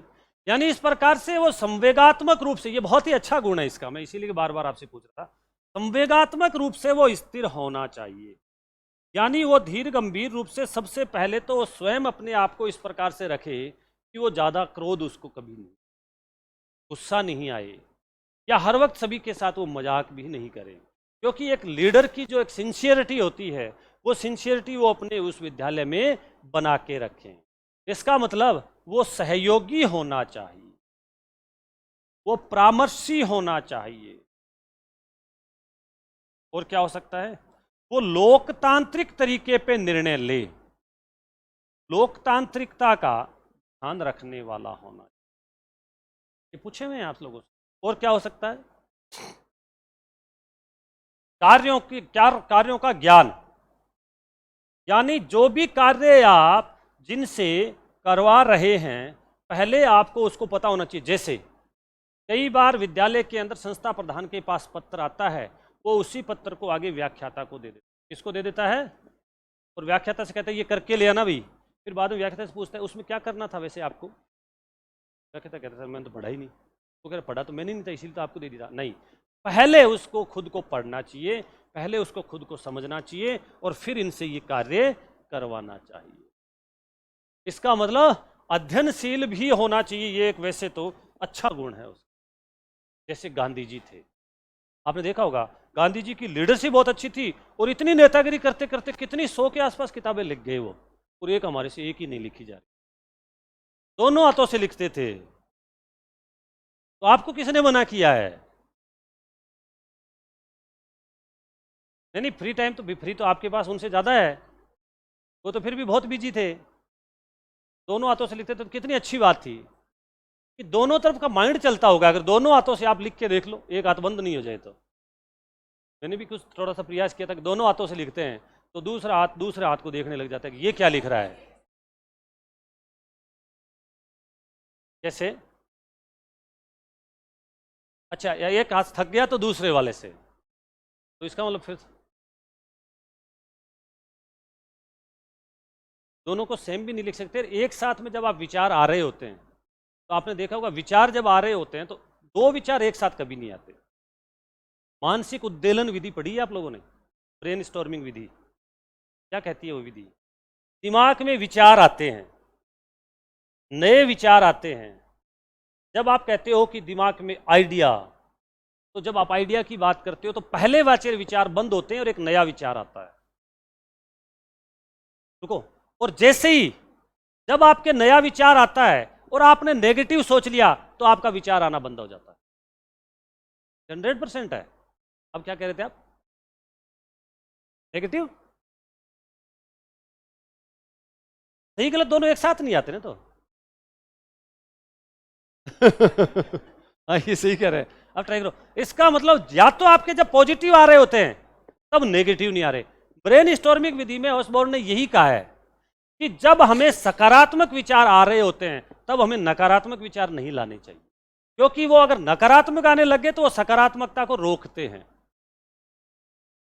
इसलिए आपने देखा होगा वाद विवाद जब भी होता है तो कुछ लोगों को तो पक्ष में रखा जाता है और कुछ लोगों को विपक्ष में रखा जाता है। एक ही व्यक्ति को पक्ष और विपक्ष दोनों में नहीं रखा जाता। ये नियम है उसका। और आप भी दिमाग में बैठ के सोचना। कई बार आप कहते हो यार आज तो बड़े नकारात्मक विचार आ रहे हैं दिमाग में, तो फिर सकारात्मक क्यों नहीं आ रहे? क्योंकि सकारात्मक को आपने रोक दिया। जब नकारात्मक शुरू कर दिया तो सकारात्मक आ नहीं सकता। ओसबॉर्न ने भी ये कहा कि मन में जब विचार आते हैं तो दो प्रकार के आते हैं। पहले आते हैं आपके पास दिमाग में नए विचार, तो वो सकारात्मक ही होते हैं। लेकिन सकारात्मकता के आप आलोचना शुरू करते हैं तो आपका विचार आना भी बंद हो जाता है। इसका मतलब उन्होंने कहा विचारों का आना, ये बहुत इंपॉर्टेंट बात होती है। कई लोगों के तो विचार भी नहीं आते हैं। हाँ, सही है। ब्रेन स्टॉर्मिंग बहुत अच्छा नहीं कर पाते हैं बच्चे। आप जाके देखना, आप कहोगे कि चलो बताइए 1857 की क्रांति क्यों हुई थी, थोड़ा सा सोचना। कुछ बच्चे तो फिर भी सोचेंगे, कई कहेंगे नहीं सोचा जा रहा सर। इसका मतलब उन्होंने पढ़ाई नहीं है उस चीज के बारे। विचार आने के लिए आपको उसका थोड़ा सा ज्ञान तो होना चाहिए। जैसे मैं कहूँ आपसे कि बच्चे विद्यालय स्कूल क्यों आते हैं, तो आप अनेकों प्रकार से आपके दिमाग में विचार आएंगे। एक विचार आना भी अपने आप में एक इस प्रकार से एक एज के साथ भी होता है। तो कुल मिला के ये नए विचार आना, सकारात्मक विचार आना, या विचारों का जो प्रोत्साहन देना। कई बार बहुत अच्छे हमारे अधीनस्थों को विचार आते हैं, उनको भी प्रोत्साहन देना चाहिए। अच्छा लीडर वो है जो सभी के विचारों को सुने, क्योंकि जरूरी नहीं है कि मेरे ही दिमाग में अच्छे विचार आएंगे, मैं लीडर हूं, मेरे अधीनस्थों के दिमाग में बहुत अच्छे हैं। जैसे मान लीजिए कोई आईटी वाला है, तो मेरे से ज़्यादा आइडिया उसका आईटी वाले का ज़्यादा अच्छा चलेगा। तो हमें उसके भी लोकतांत्रिक तरीके से उसके विचारों को भी सुनना चाहिए और उसके अनुसार भी निर्णय करना चाहिए। ऐसा इस प्रकार का नेतृत्व। और क्या हो सकता है नेतृत्व के गुणों में, है इतना ही है। महत्वाकांक्षी होना चाहिए, अच्छी बात है, लेकिन अति महत्वाकांक्षी, तो अति वर्ड आते ही गलत हो जाए। महत्वाकांक्षा होनी चाहिए, अपनी जो भी संस्था है उसको आगे बढ़ाने की महत्वाकांक्षा, संस्था में सुधार के लिए काम करना, संस्था की प्रगति के लिए काम करना, संस्था के विकास के लिए काम करना, संस्था के प्रत्येक व्यक्ति के लिए काम करना, परोपकारी होना, दूसरों के लिए काम करना। नेता कभी अपने लिए काम नहीं करता है, यानी स्वयं के व्यक्तिगत हितों के लिए कभी भी वो काम नहीं करता, यानी दूसरों के हितों के लिए वो काम करने वाला होना चाहिए। आपने कहा अंतःक्रिया या अधीनस्थों को प्रोत्साहन या अधीनस्थों की सहभागिता या साझा उत्तरदायित्व, यानी ये सारी की सारी चीज़ें, ये बहुत सारे लोगों ने रिसर्च की है, उसके बाद बताया कि ये एक इस प्रकार से नेता के अंदर गुण होने चाहिए। तो ये सारे ऐसे गुण हैं जिनके आधार पे हम कहते हैं कि इसलिए एक नेता अच्छा माना गया है। जैसे स्टोकडिल था, उसने 124 अध्ययन किए, मायर्स था, उसने 200 अध्ययन किए नेतृत्व पे, और लास्ट में निर्णय निकाला कि नेता उच्च स्वास्थ्य वाला होना चाहिए। अब सुनो आप, है सारे लिखे हुए, नेता का स्वास्थ्य ऑप्शन में आ सकता है। नेता का स्वास्थ्य कैसा होना चाहिए? उच्च स्वास्थ्य वाला होना चाहिए, व्यक्तिगत उसकी शक्ति होनी चाहिए, शारीरिक क्षमता होनी चाहिए और सहन शक्ति होनी चाहिए। यानी ऐसा नहीं कि किसी अधीनस्थ ने कुछ बोला और उस पर भड़क उठे, नहीं, वो सुने, विचार करे और उसका प्रत्युत्तर दे, यानी सहन शक्ति। क्योंकि जब संगठन बहुत बड़ा होता है तो वहां हर प्रकार के लोग होते हैं, वो कहते हैं आप काम करते ही क्या हो, तो काम बताइए क्या काम करते हो। दूसरा, जोशीला होना चाहिए, उत्साही होना चाहिए और आत्मविश्वासी होना। नेक्स्ट, दूसरों में रुचि रखने वाला होना चाहिए। नेक्स्ट, मित्रता के भाव से पूर्ण होना चाहिए, अच्छी तर्क शक्ति और उच्च विचार, यानी लॉजिकली बहुत अच्छा सोच रहे हो, ये उसका अच्छा गुण है। ज्ञान का उपयोग करने की क्षमता होनी चाहिए, उसमें सत्यनिष्ठता होनी चाहिए, इंटीग्रिटी होनी चाहिए, नैतिकता होनी चाहिए और हर जगह पे सही बात जो कह रहा है इस प्रकार का पक्ष उसमें होना चाहिए। यानी उस वक्त में अच्छा स्वास्थ्य होना चाहिए, मानसिक रूप से, शारीरिक रूप से सही होना चाहिए। प्रभावपूर्ण और विश्वास प्राप्त करने की सब, अच्छा आपने कहा उच्च लगा हुआ इसलिए, तो उसके लिए अच्छा स्वास्थ्य लिख सकते हो, यानी अच्छा स्वास्थ्य उसका होना चाहिए। सही बात है वैसे तो, क्योंकि यहाँ पे हमें उसकी बॉडी नहीं देखनी है कि बॉडी बिल्डर टाइप का होना चाहिए, हम तो ये कह रहे हैं कि वो शरीर से स्वस्थ होना चाहिए। न्यायप्रिय होना चाहिए, दूसरों को जीतने की क्षमता होनी चाहिए, कार्य करने वाले व्यक्तियों की कमजोरियों को जानने वाला होना चाहिए और अपने अधीनस्थों के सामर्थ्य को भी चेक करने वाला होना चाहिए। अधिकतम उपयोग, संसाधनों के अधिकतम उपयोग की क्षमता होनी चाहिए, संस्था को बाह्य प्रभावों से बचाने वाला होना चाहिए, यानी आपकी संस्था पे कोई बाहरी व्यक्ति किसी भी प्रकार का कोई काम नहीं कर पाए या उसको कठिनाई नहीं पहुंचा पाए या आघात नहीं पहुंचा पाए, उसको बचाने वाला होना चाहिए। और साथ में काम करने वाले व्यक्तियों के प्रति लगाव होना चाहिए, अन्य व्यक्तियों के कल्याण के लिए काम करने वाला होना चाहिए और एक स्वयं पुरस्कार की लालसा ना रखें कि वो खुद ही कह दे कि भाई मेरे को कोई पुरस्कार दो, मैं बहुत अच्छा नेता हूं। नहीं, मेरे अधीनस्थों को पुरस्कार दो, ये संस्था में अच्छा काम करते, परोपकारी होने चाहिए। और स्वयं उदाहरण, तो ये हमने सबकी बात की, स्वयं उदाहरण प्रस्तुत करने वाला होना चाहिए। नेक्स्ट लिखिए नेतृत्व के कार्य, ये सारे लोग लिखिए, किताब में भी लिखिए, आप लोग भी लिखिए, नेतृत्व के कार्य सभी लिख लीजिए जहां भी जगह है, पॉइंटेड लिखाऊंगा मैं। नेतृत्व के कार्य,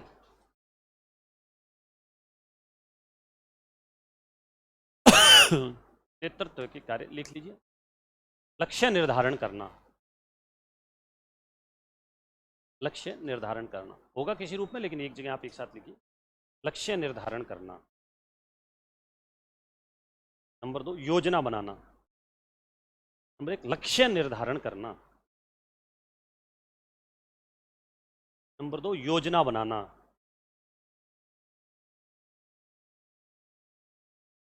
नंबर 3 प्रबंधन करना,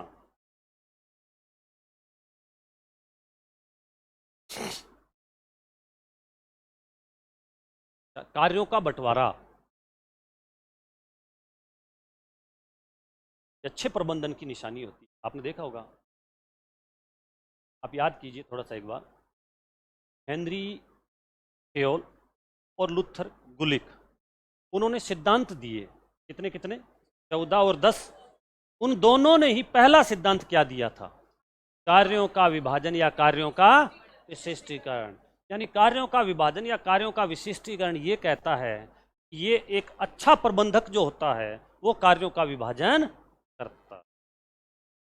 आपके आया हुआ क्वेश्चन, यानी कार्यों का विभाजन करना एक अच्छे प्रबंधन की निशानी। इसलिए तो उन्होंने वो सिद्धांत, दोनों ने पहला ही सिद्धांत दिया है कि आप किसी भी काम को, नेता स्वयं सारे काम को कर ही नहीं सकता, नेता को कामों को क्या कर देना चाहिए, बंटवारा कर देना। नेक्स्ट लिखिए, सामंजस्य व नियंत्रण, सामंजस्य व नियंत्रण।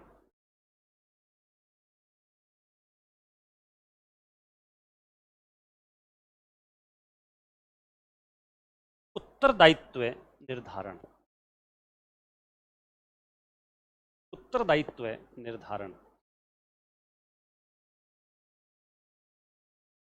नेक्स्ट लिखिए, समस्या का समाधान करना, समस्या का समाधान करना।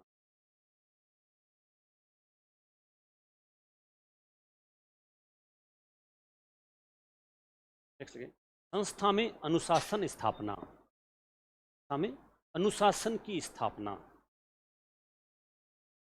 संस्था में अनुशासन की स्थापना।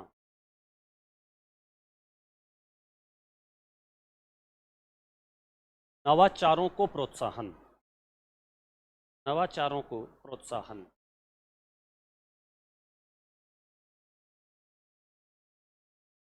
नेक्स्ट लिखिए, प्रभावी संचार,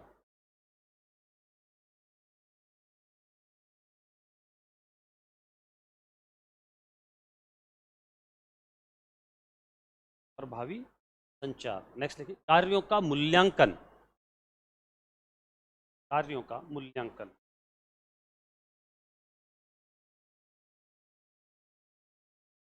नेक्स्ट लिखिए, अभिप्रेरणा प्रदान करना,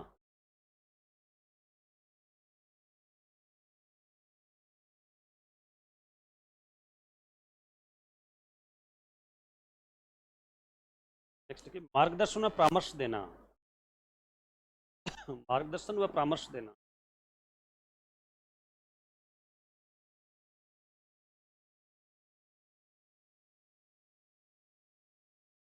नेक्स्ट है विवादों का निपटारा करना, विवादों का निपटारा करना।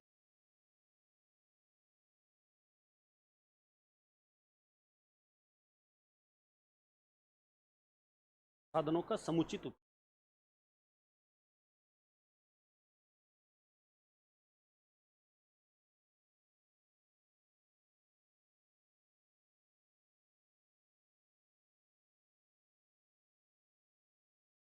कुल मिला के ये नेतृत्व के गुण थे और ये नेता एक संस्था के स्तर पे काम करता है। अब ये नेतृत्व की कुछ विचारधाराएं हैं। नेतृत्व की विचारधारा में पहली विचारधारा है कि महान व्यक्ति विचारधारा। आप देखिए सामने है सब लिखा हुआ। महान व्यक्ति विचारधारा ये कहती है, महान व्यक्ति विचारधारा क्या कहती है कि नेता तो जन्मजात होते हैं।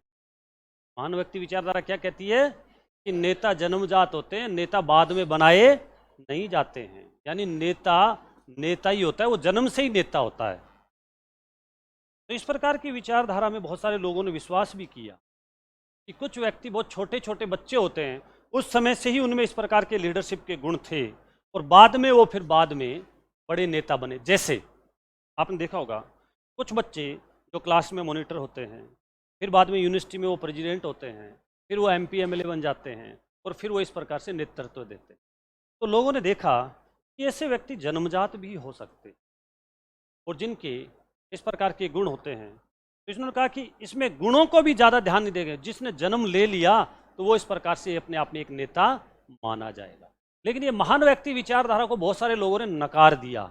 जरूरी नहीं है कि नेता जन्मजात होता है, नेता बनाया भी जा सकता है। तो गुणमूलक विचारधारा आई इसके बाद।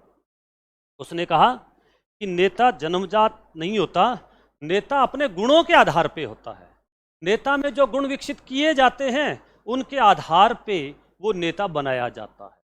यानी इस प्रकार की गुण की एक शैली उन्होंने कहा, एक विचारधारा है कि नेता के अंदर गुण इस प्रकार के होते हैं जिनके आधार पे वो नेता माना जाता है। फिर किसी ने कहा कि नहीं, गुण भी नहीं, व्यवहारवादी विचारधारा। उसने कहा कि नेता जो व्यवहार करता है उसके आधार पे नेता बनाया जाता है। जैसे कुछ लोग कहते हैं कि यार उसका व्यवहार ठीक है, उसको अपन ऐसा करते हैं, प्रेसिडेंट बना देते हैं सोसाइटी में या जहाँ भी। यानी उसका समूह के प्रति व्यवहार, उसका अपने आप के प्रति व्यवहार, उसका संस्था के प्रति व्यवहार, उसका अन्य व्यक्तियों के प्रति व्यवहार, वो व्यवहार ठीक होता है, इसलिए हम उसको उस प्रकार का नेता बना देते हैं। कुछ लोग कहते हैं कि सिचुएशनल नेतृत्व है। कौन सा? परिस्थितिजन्य नेतृत्व है। ये भी हो सकता है। कैसे?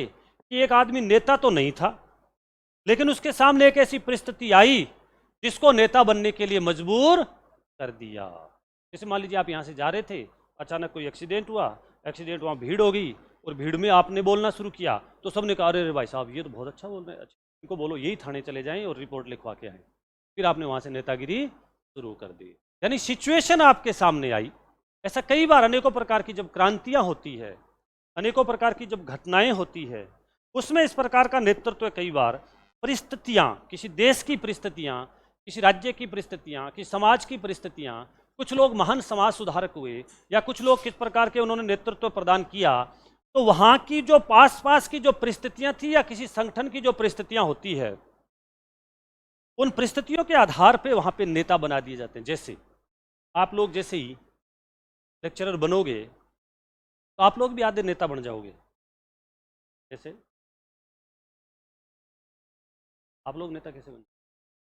आप लोगों का भी संगठन है लेक्चरर का संगठन है, पूरे राजस्थान का एक संगठन।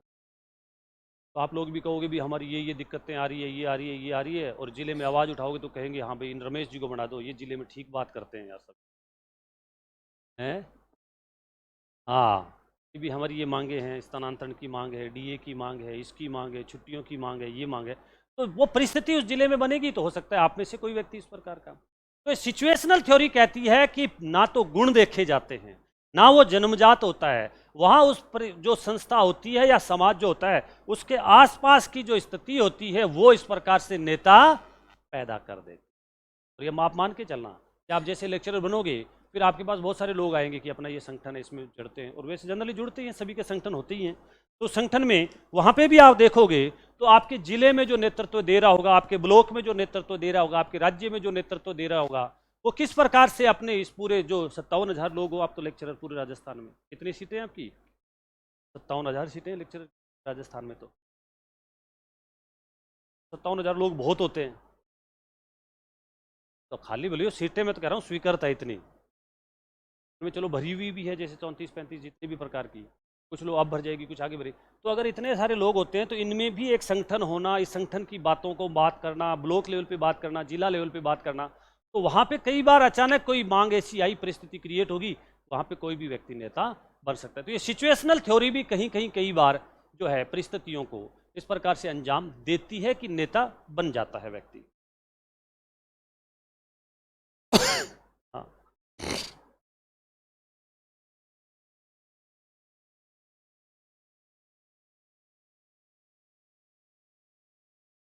जैसे और आगे विचारधारा दोनों है, विचारधारा दोनों सही है। कुछ लोगों ने कहा है, तो बहुत सारे लोगों ने पहले तो महान व्यक्ति विचारधारा को ही माना है, क्योंकि पुराने समय में उस प्रकार से होते थे। जनरली महान व्यक्ति विचारधारा इसलिए होती थी, ये पुरानी परंपरा है जिसमें राजा और राजा का बेटा ही राजा बनता था,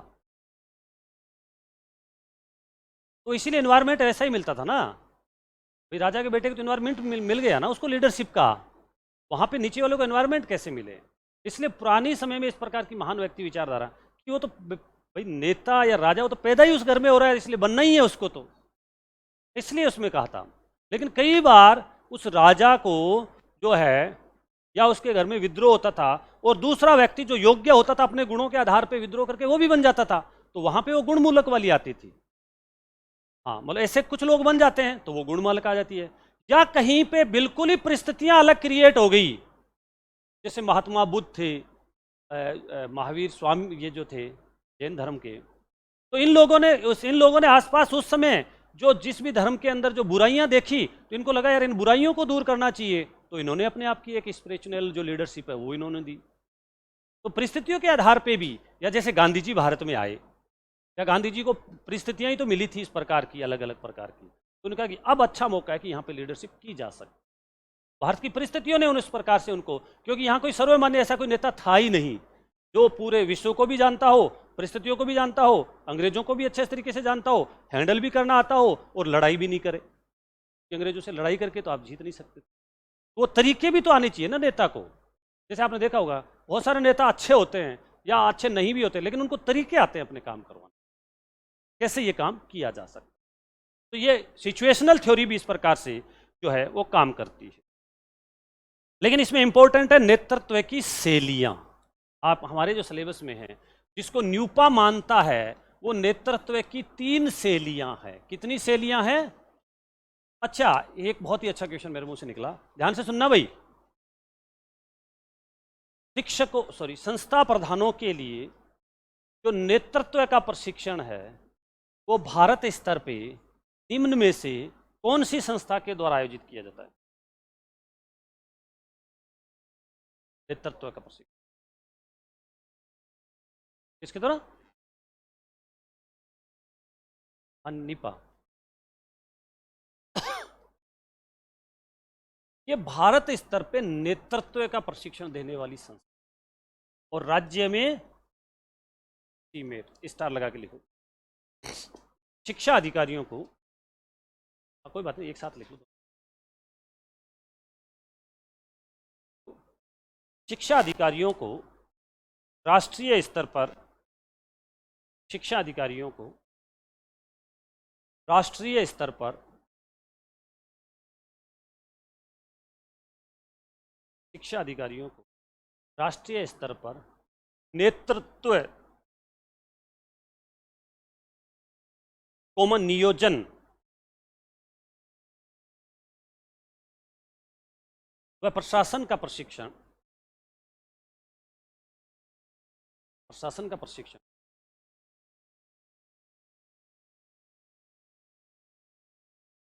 नीपा द्वारा दिया जाता,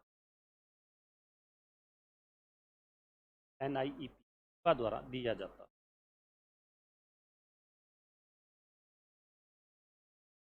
जबकि राज्य स्तर पर यह कार्य 100% दोनों में से एक अच्छा क्वेश्चन है, जबकि राज्य स्तर पर यह कार्य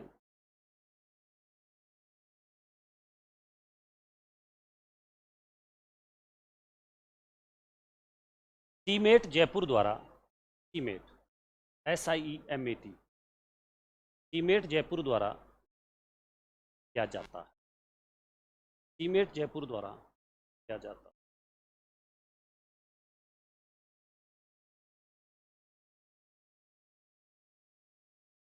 सीमेट की फुल फॉर्म ये SIEMAT,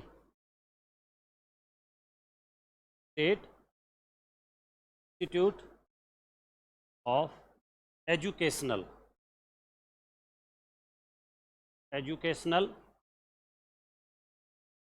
मैनेजमेंट एंड ट्रेनिंग।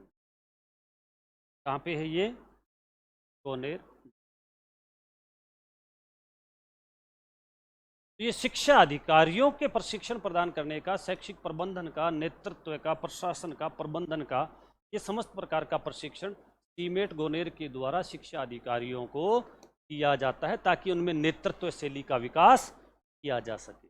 तो जब हम सीमेट में इनको प्रशिक्षण देते हैं तो हम 3 प्रकार की शैलियां इनको बताते हैं। कितने प्रकार की शैलियां? 3 प्रकार सीमेट की।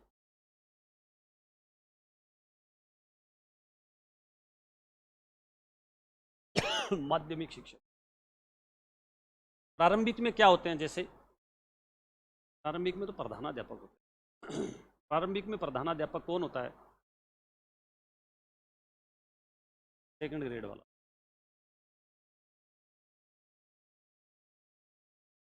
ये देता है जो हमारे माध्यमिक शिक्षा के प्रधानाध्यापक है, जैसे 10वीं तक वाले, या उससे ऊपर 12वीं वाले प्रिंसिपल, या उससे ऊपर सीबीओ, सीडीओ, जेडी, एडी, उन तो ये जो होते हैं ना, इनको जो प्रारंभिक शिक्षा में प्रधानाध्यापक होते हैं उसको शिक्षा अधिकारी नहीं माना जाता है। तो शिक्षा अधिकारी नहीं, शिक्षा अधिकारी का पद लेक्चरर से शुरू होता है, यानी आप गजेटेड राजपत्रित अधिकारी हो, इसके बाद ऊपर के जो पद है उनको सबको क्या माना जाता है, शिक्षा के अधिकारी माना। तो ये शिक्षा अधिकारियों के लिए है विशेष तौर से, आपको ठीक है। प्रधानाध्यापक, प्रधानाचार्य, आपका इसके ऊपर के जितने भी जो पद हैं उन, क्योंकि प्रशासन का काम, प्रबंधन का काम, ये सारा काम इस प्रकार से करवाया जाता है। क्वेश्चन आ जाए, ध्यान से सुनना भी। सीमेट गोनेर जयपुर में है जो शिक्षा अधिकारियों को प्रशिक्षण प्रदान करता है। यह जब शिक्षा अधिकारियों को प्रशिक्षण प्रदान करता है तो कौन सी राष्ट्रीय स्तर की संस्था के अनुसार प्रशिक्षण? नीपा के अनुसार।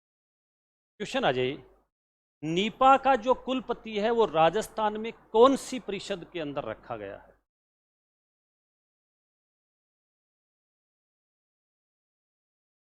तमसा की कौन सी परिषद में? शासी परिषद। आप याद कीजिए, तमसा की शासी परिषद में 3 केंद्रीय स्तर के व्यक्तियों को लिया था। एक तो शिक्षा मंत्रालय का संयुक्त सचिव को लिया था, एक आपने कुलपति नीपा को लिया था, और एक आपने निदेशक एसआईआरटी को, सॉरी एनसीईआरटी को। तो एक दो चीज ध्यान रखना, जिस प्रकार नीपा केंद्र में काम करता है उसी प्रकार से सीमेट, और जिस प्रकार से एनसीईआरटी केंद्र में काम करता है उसी प्रकार से एससीईआरटी राज्य में। ये विशेष तौर से फैक्ट्स ध्यान रखना, बहुत सिंपल। 3 शैलियों में इन्होंने कहा कि पहली जो शैली है वो शैली है आधिकारिक नेतृत्व। कौन सी? आधिकारिक नेतृत्व। ध्यान से देखना भी, ये लिखे हुए सारे हैं। आधिकारिक नेतृत्व को निरंकुश शैली भी कहा जाता है। कौन सी शैली? यानी जिस पे कोई अंकुश ही नहीं हो। जब निरंकुश शैली कहा जाता है तो इसको साथ में सत्तावादी शैली भी कहा जाता है। सत्तावादी शैली तो निदेशक शैली भी कहा जाता है, और एक नाम और, इसको तानाशाही शैली भी कहा। क्या कहा जाता है? तानाशाही शैली। अब इस शैली के नाम से पता चलता है कि ये आधिकारिक नेतृत्व की जो शैली है ये केंद्रीकरण के आधार पे, किसके आधार पे है? केंद्रीकरण के आधार पे। इसमें नेता सर्वोपरि होता है। कौन होता है सर्वोपरि? नेता। अधीनस्थों का सहयोग नहीं लिया जाता है, या अधीनस्थों की बात को नहीं सुना जाता है, क्योंकि यह आधिकारिक नेतृत्व निरंकुश है। तो इसमें सारे के सारे निर्णय नेता लेता है, नेता निर्णय लेता है, अधीनस्थ उसकी पालना करते हैं। अधीनस्थ पालना करते का मतलब यहां पे भय का माहौल रहता है, इसलिए इसको सत्तावादी कहा गया है, निर्देशक कहा गया है, तानाशाही कहा गया है, निरंकुश कहा गया है। साथ ही इसमें कहा गया है कि इसमें ध्यान जो रखा जाता है वो अधीनस्थों का नहीं रखा जाता, इसमें ध्यान रखा जाता है उत्पादन का। इसलिए कहा गया कि ये उत्पादन केंद्रित शैली है। इसमें अधीनस्थों के या मानवीय संबंधों को ध्यान में नहीं रखा जाता। तो ये इस प्रकार की, ध्यान से सुन, पहले देखो भैया, ध्यान से देखना, ये आधिकारिक नेतृत्व है। इस प्रकार की शैली का एक उदाहरण बताना आप, क्या हो सकता है? निरंकुश सत्ता। तो एक उदाहरण बताओ जैसे, ताकि आपको समझ में आ जाए तुरंत। कोई सा भी यहाँ निरीक्षण करता हो सकता है। और जैसे राजा, बस आप ये ध्यान रखो, राजा निरंकुश होता है, उस पर किसी का कोई अंकुश नहीं। वो जब तक चाहेगा तब तक राजा रहेगा, वो किसी की बात नहीं मानेगा, वो जो निर्णय लेगा सबको पालन करना है। राजा का भय सब में रहता है, वो जो कह देगा, निर्देश दे देगा, उस निर्देशों की पालना करनी आपकी काम है। वो ये देखता है कि अब मेरे यहाँ पे उत्पादन ज़्यादा से ज़्यादा होना चाहिए, या जो मैं काम जो करवाऊँ वो होना चाहिए, मेरे लिए मानवीय संबंधों का कोई जो महत्व नहीं है। यानी अधीनस्थों से वो कभी कुछ नहीं पूछता, वो कहता है कि मैं ही सर्वोपरि हूँ। इसका मतलब केंद्रीकरण के आधार पर समस्त निर्णय होते हैं, यानी निर्णय लेने का काम उसका होता है, जबकि अधीनस्थ सिर्फ कार्य करने का कार्य करते। तो इस प्रकार की एक शैली जो है, यानी इसमें कार्मिकों में किसी भी प्रकार की कोई स्वतंत्रता नहीं, कार्मिक स्वतंत्र तरीके से अपना कार्य नहीं कर पाते हैं। इसका मतलब ये केंद्रीकरण के आधार पे है, ये एक नेता के आधार पे है, ये बिना सहयोग वाली है। ये बहुत पुराने समय में जब जिस प्रकार से राजा होता था, जो ये तानाशाह के रूप में होता था, और उसके आदेश और निर्देश ही सबके लिए बहुत होते थे, और उसकी पालना चाहे वो गलत हो सही हो, कोई कह नहीं सकता कि आप गलत हो। उसने गलत दिया है तो गलत कीजिए, सही दिया है तो सही कीजिए। इस प्रकार का एक नेतृत्व होता था, जिसको क्या कहा जाता था? आधिकारिक नेतृत्व कहा जाता। तो क्वेश्चन आ जाए, आधिकारिक नेतृत्व निरंकुश शैली, सत्तावादी शैली, यानी इसमें पावर एक व्यक्ति के पास है, सत्ता एक व्यक्ति के। निर्देशक शैली ये निर्देश देता है, आदेश देता है, ये तानाशाह के रूप में होता है। यहाँ पे व्यक्ति के विचारों को महत्व नहीं है, ध्यान से देखना भाई, यहाँ पे किसी भी प्रकार के अधीनस्थ के विचारों को महत्व नहीं दिया जाता है, या अधीनस्थों से पूछा ही नहीं जाता है, या एक पक्षीय, ये हमेशा एक मार्गी होता है। ध्यान से देखना भाई, ये क्या होगा? एक मार्गी संप्रेषण होगा, यानी राजा जो कहेगा उसकी सुन लो, राजा को कोई नहीं सुना सकता, राजा को कोई राय नहीं दे सकता। इस प्रकार का जो नेतृत्व है, इसमें कहा गया है, ये नेतृत्व इस प्रकार का जब आप पुराने समय में याद करते हो, तो पुराने समय में हमारे कैसे कुछ प्रिंसिपल ऐसे होते थे, अभी तो नहीं है ऐसे कोई। पहले पुराने समय में जो बड़े बड़े स्कूल होते थे, उसमें कहा जाता कि एक प्रिंसिपल साहब होते थे, जिनके हाथ में डंडा होता था, वो जब निकलते थे तो कोई बोल नहीं सकता था, वो जैसा कह देते थे वैसा ही सबको पालन करना पड़ता था, और उनके रूम में कोई घुस जाए या उनको कोई बात कह दे, उनको गुजारे, वो बिल्कुल नागुजारा होता था। इसका मतलब इस प्रकार का व्यक्ति, इस प्रकार का संस्था प्रधान जो दूसरों की तो सुनता ही नहीं है, वो खुद ही सारे निर्देश दे रहा है, तो ये वर्तमान में नहीं है। लेकिन इस प्रकार की, तो यहां पे विद्रोह की भावना फैलती, जहां आप जितना ज्यादा कंट्रोल करोगे, अधीनस्थों से पूछोगे नहीं, लोकतांत्रिक प्रक्रिया नहीं है। व्यक्ति सारे आपके सभी स्वतः अनुशासन में रहेंगे जरूरी नहीं है, ये डर से अनुशासन में रहते हैं। और उस दिन जब ऐसा जहां प्रिंसिपल होता था, और जिस दिन वो प्रिंसिपल नहीं आता था, तो पूरे गांव को पता रहता था कि आज प्रिंसिपल नहीं आया, क्योंकि सारे विद्रोह करते रहते थे कि आज प्रिंसिपल साहब नहीं आए, आज छुट्टी कर लेते हैं। और एक अच्छा लोकतांत्रिक प्रिंसिपल होता है, वो कभी आ जाए कभी नहीं आए, सबको कोई ना तो पता रहता है, और सब लोग अपना स्वयं अनुशासन से या आत्म अनुशासन से काम करते हैं।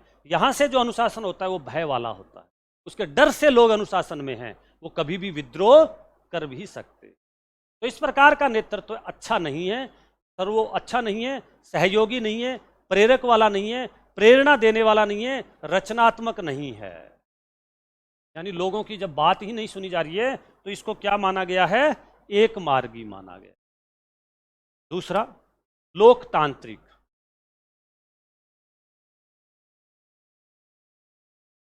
ये हम पढ़ाते हैं। दूसरा लोकतांत्रिक नेतृत्व है, ये वाला नेतृत्व है, ये कैसा होगा? हाँ,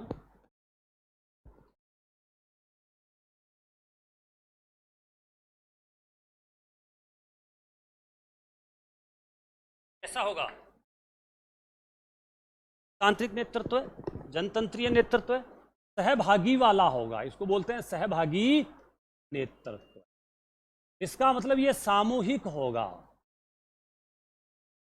इसका मतलब इसमें जो नेता होगा वो विकेंद्रीकरण के आधार पे काम करे। इसका मतलब इसमें जो नेता होगा वो अधीनस्थ की राय सुनेगा, राय या निर्णय सुनने का काम करेगा, या कभी भी वो एक पक्षीय निर्णय नहीं लेगा, एक पक्षीय निर्णय उसके द्वारा नहीं लिया जाए। इसका मतलब ये हो गया कि ये कैसा होगा, ये द्विमार्गी होगा। ये कैसा होगा, ये सकारात्मक होगा। ये कैसा होगा, ये नवाचारी वाला होगा, ये लोकतांत्रिक होगा, ये सहयोगात्मक होगा। का मतलब लोग स्वतः ही अनुशासन स्थापित कर लेते हैं, या लोगों में अपने आप ही इस प्रकार से उत्साह का संचार रहता है कि हमें हमारे हितों के लिए, हमारे संगठन के लिए काम करना है, जिसमें नेता भी अपने आप में एक सहकर्मी की भूमिका में होता है, सहकर्मी की। यानी इस प्रकार का नेतृत्व ही होना चाहिए जिसमें संस्था प्रधान भी काम कर रहा है, आप भी काम कर रहे हो, सारे लोग काम कर रहे हो, सबका अपना डिसिप्लिन है, सबको अपने अपने कार्यों का बंटवारा किया और सभी को बोलने की स्वतंत्रता है। द्विमार्गीय, आप कभी भी अपनी राय रख सकते हो, निर्णय बता सकते हो, सही नहीं हुआ है तो उसको भी आप दे सकते हो। यानी इसमें सत्ता का विकेंद्रीकरण होगा, ये ऑप्शन में आपको मिल, यानी अधीनस्थों को भी इस प्रकार से अपनी कुछ कुछ पावर होगी जिसके अनुसार वो काम कर सकते हैं। दूसरी बात, इसमें स्वतः अनुशासन या आत्म अनुशासन स्थापित होता है। इसमें किसी को ज्यादा कहने की जरूरत नहीं हो, व्यक्ति अपने आप काम में लगे रहते हैं। इसलिए लोकतांत्रिकता वाला जहां भी होता है वहां संस्था में उत्साह और प्रेरणा अपने आप पैदा होती है। लोगों को बहुत ज्यादा मोटिवेट करने की जरूरत नहीं है, लोग अपने आप ही उस संस्था के कार्यों के लिए लगे रहते हैं। अधीनस्थों को इसमें स्वतंत्रता होती है। अधीनस्थों, इसको अच्छा माना गया लोकतांत्रिक। तो ये नेतृत्व क्या है, बेस्ट है। इसमें सामूहिक निर्णय होते हैं, परोपकार की भावना होती है। तो निर्णय कैसे होंगे, सामूहिक में परोपकार की भावना से काम किया जाता है, हर व्यक्ति संस्था के लिए काम करता है, इसको तो अच्छा माना गया। लेकिन तीसरा एक और है, हस्तक्षेपीय।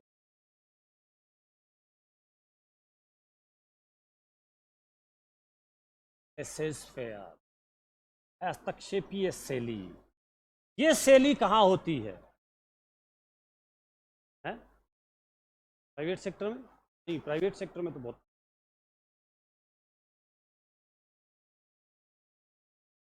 इंटरवेंशन,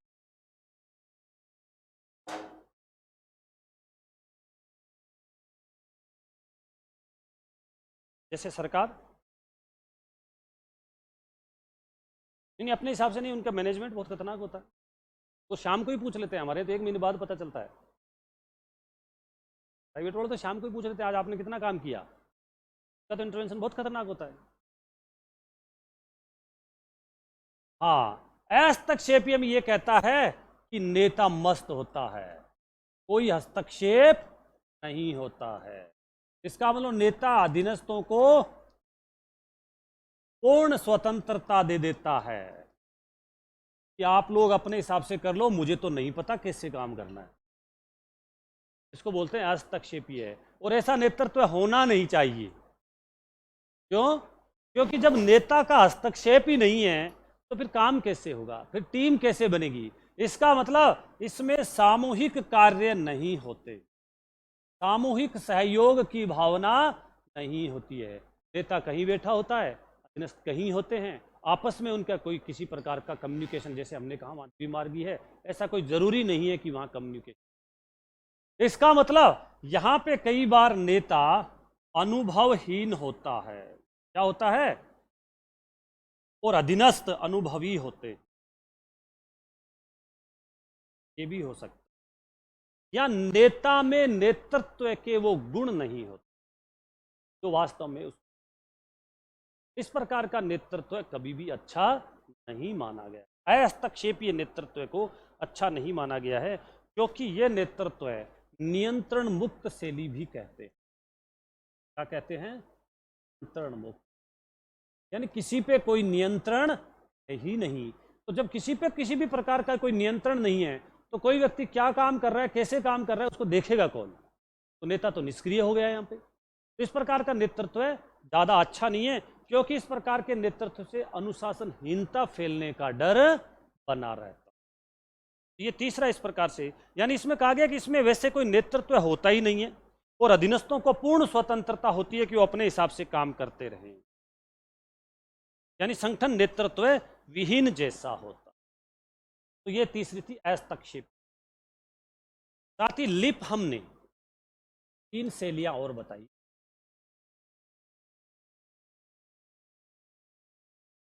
लिप हम की जो 3 शैली है उसमें उन्होंने बताया आदर्श मूलक शैली,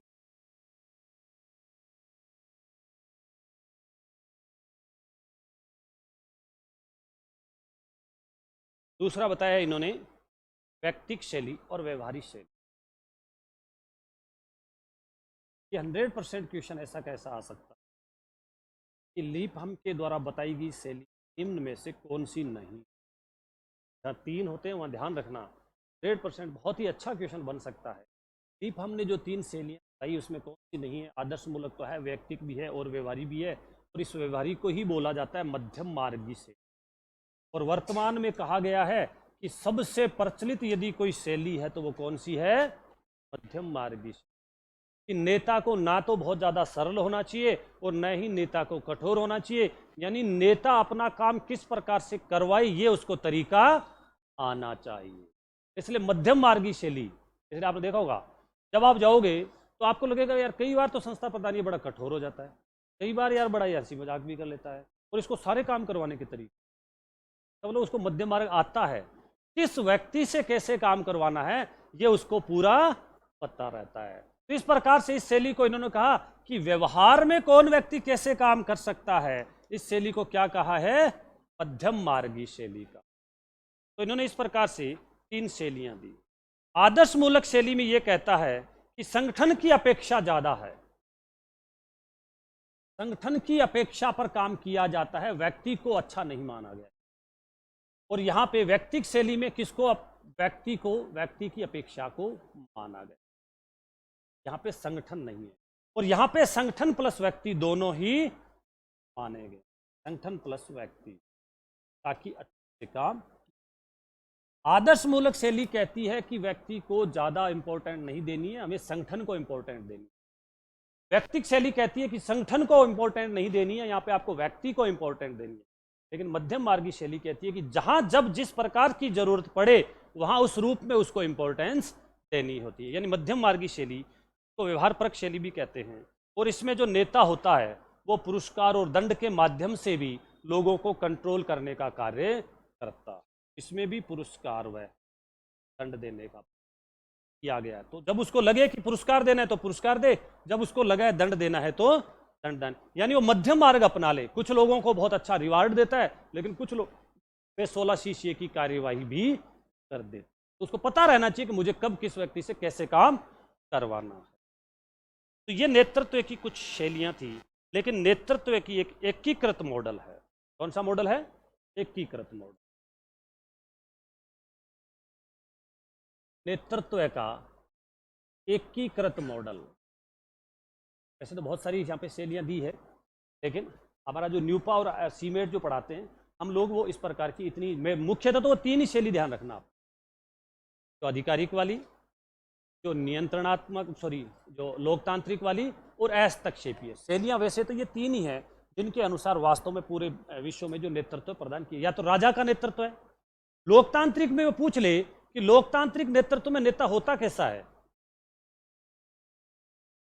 सबकी सहभागिता से नेतृत्व है, चुना हुआ नेतृत्व होता है। जैसे हमारे भारत का प्रधानमंत्री लोकतांत्रिक नेतृत्व है, जिसमें जनता की बातों को सुना जाता है। ऐसा नहीं है कि आप अनसुना कर दोगे आप, क्योंकि नेतृत्व प्रदान जब होता है तब वो किसके द्वारा? जनता के द्वारा दिया जाता है। इसका मतलब यहाँ पे जनता भी सर्वोपरि है, इसलिए हमने कहा था कि वो सहकर्मी की भूमिका में काम करता है। और हस्तक्षेपीय नेतृत्व वाली शैली ये जनरली भारत में कहीं किन्हीं संस्थाओं में काम नहीं करती है, लेकिन दिया हुआ था। नेतृत्व का एकीकृत मॉडल ये टेरी तथा फ्रैंकलिन ने दिया। क्या कहा इन्होंने? एकीकृत मॉडल ये कहता है कि नेता में कोई एक गुण नहीं होते हैं। नेता ना तो जन्मजात होते हैं, ना उनको बनाया जा सकता है। तो फिर कैसे होनी चाहिए? ये कह रहे हैं हाँ, कुछ नेता जन्मजात भी हो सकते हैं और कुछ को प्रशिक्षण देके बनाया भी जा सकता है। तो ये ध्यान रखना, हमारे यहाँ पे शिक्षा विभाग में बहुत सारे व्यक्ति, जरूरी नहीं कि जिनकी लीडरशिप अच्छी हो, ध्यान से सुनना भाई, कि जरूरी नहीं है कि जिनकी लीडरशिप अच्छी हो, लेकिन इनको बार बार लीडरशिप की ट्रेनिंग देके हम अच्छा बना रहे हैं। यानी लीडरशिप के गुण व्यक्तियों में विकसित किए जा सकते हैं। यानी लीडर, उनको कुछ कुछ गुणों के आधार पे इस प्रकार की, जैसे आप में से ऐसे बहुत सारे लोग होंगे जिन्होंने कभी नेतृत्व का काम नहीं किया होगा, लेकिन बाद में आपको जैसे ही प्रशिक्षण मिलेगा तब आपको लगेगा यार मेरे में ये अंतर्निहित शक्तियां थी क्या इतनी, तो अच्छा नेता बन सकता। जैसे कई लोगों ने कभी स्टेज पे नहीं बोला होगा, बहुत ज़्यादा इस प्रकार से आगे नहीं बोला होगा, लेकिन बाद में जब आप चले जाएंगे तो आपको लगेगा यार मैं तो अच्छा बोल सकता हूँ, मैं तो अच्छा एक नेता हो सकता हूँ। जब ट्रेनिंग दी जाएगी कि मेरे भी इस प्रकार से इतने चारों तरफ के विचार मेरे भी आते हैं, तो यानी वो प्रशिक्षण से भी नेता को बनाया जा सकता है। तो एकीकृत मॉडल बोलता है कि नेता जन्मजात भी हो सकते हैं, नेता के गुण भी हो सकते हैं, लेकिन नेता को बनाया भी जा सकता है। और बनाया जा सकता है तो कैसे बनाया जाए? वो परिस्थितियां उसको बनाती है, प्रशिक्षण उसको बना देता है। प्रशिक्षण जब बार बार दोगे तो एक अच्छा नेता बनाया जा सकता है। यानी नेतृत्व के गुण विकसित किए जा सकते हैं, उसको अगर आप अवसर देते हैं। लेकिन ये कह रहे हैं कि नेतृत्व के संबंध में 4 तत्व होने बहुत जरूरी है। ये मॉडल मानता है कि एक तो नेता होना चाहिए, क्या होना चाहिए? दूसरा अनुयायी, तीसरा संगठन, और चौथा सामाजिक मूल्य। यानी कुल मिला के ये कह रहा है कि संगठन में नेता होना चाहिए, उसके अनुयायी होना चाहिए, हमारी संस्था होनी चाहिए और उसके सामाजिक मूल्य होनी चाहिए, तभी एकीकृत मॉडल कहता है सफल है। यानी नेता हो, आप कह दो मैं हूं नेता, और अनुयायी कौन है कि कोई नहीं है, मैं अपने आप में नेता हूं, तो नेता नहीं है। फिर आपका कोई संगठन कि संगठन कुछ नहीं है, मैं तो वैसे नेतागिरी करता हूं, तो भी नेता नहीं है। आपकी कोई किसी भी प्रकार का कोई आचार संहिता कि कोई आचार संहिता नहीं है, तो भी नेता नहीं है। यानी एक नेता होगा, उसका अनुयायी होगा, उसका खुद का संगठन, जैसे आप लोगों के लेक्चरर का संगठन है रेसला, वैसा संगठन होगा, और उसके खुद का कोड ऑफ कंडक्ट होगा, तो ही कहा गया है कि एक अच्छा नेतृत्व माना जाता है। जैसे भारत में भी कोई भी नेतृत्व देता है तो संविधान से परे जाके नेतृत्व नहीं देता, हमारे खुद का एक सामाजिक मूल्य है, संविधान है, उसके आधार पर हम सारे नेतृत्व के कार्य करते हैं। जैसे आपने देखा होगा कई बार बहुत सारे नेता अचानक कहीं पे भी इस प्रकार से रैली, भाषण और हड़ताल करना शुरू कर देते हैं, अनुमति लेनी पड़ती है। ऐसा नहीं है कि कहीं भी चलते हो आप कहते हो चलो इसको जाम कर देते हैं, पहले अनुमति लेनी पड़ती है पूरी लिखित में कि हम यहाँ हड़ताल करेंगे, पहले बताना पड़ता है प्रशासन को। तो शांतिपूर्ण धरना देते तो धरने का पहले कहना पड़ता है। हाँ हाँ, तो वो ठीक है, एक अलग तरीके होते हैं, लेकिन वो शांतिपूर्ण तरीका है, विद्रोह का नहीं है। इसका मतलब आप यदि कहीं धरना प्रदर्शन कुछ भी करते हैं तो प्रशासन को पहले लिखित में देना पड़ता है, संगठन की लेटर पैड पे आपको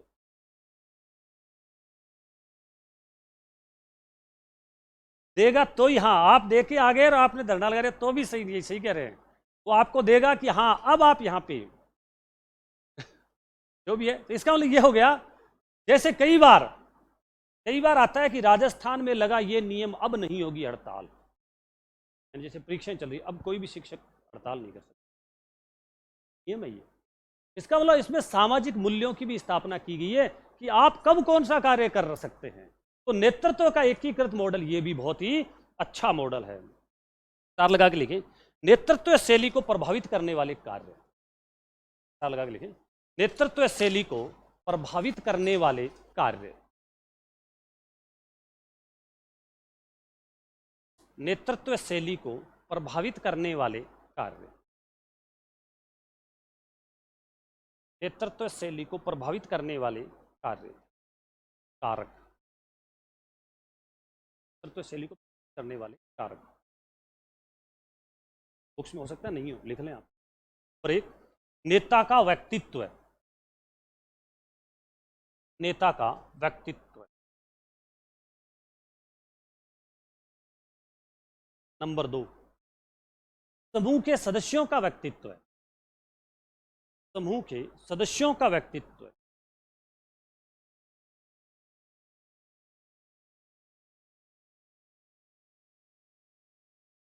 नंबर 3, कार्य की प्रकृति।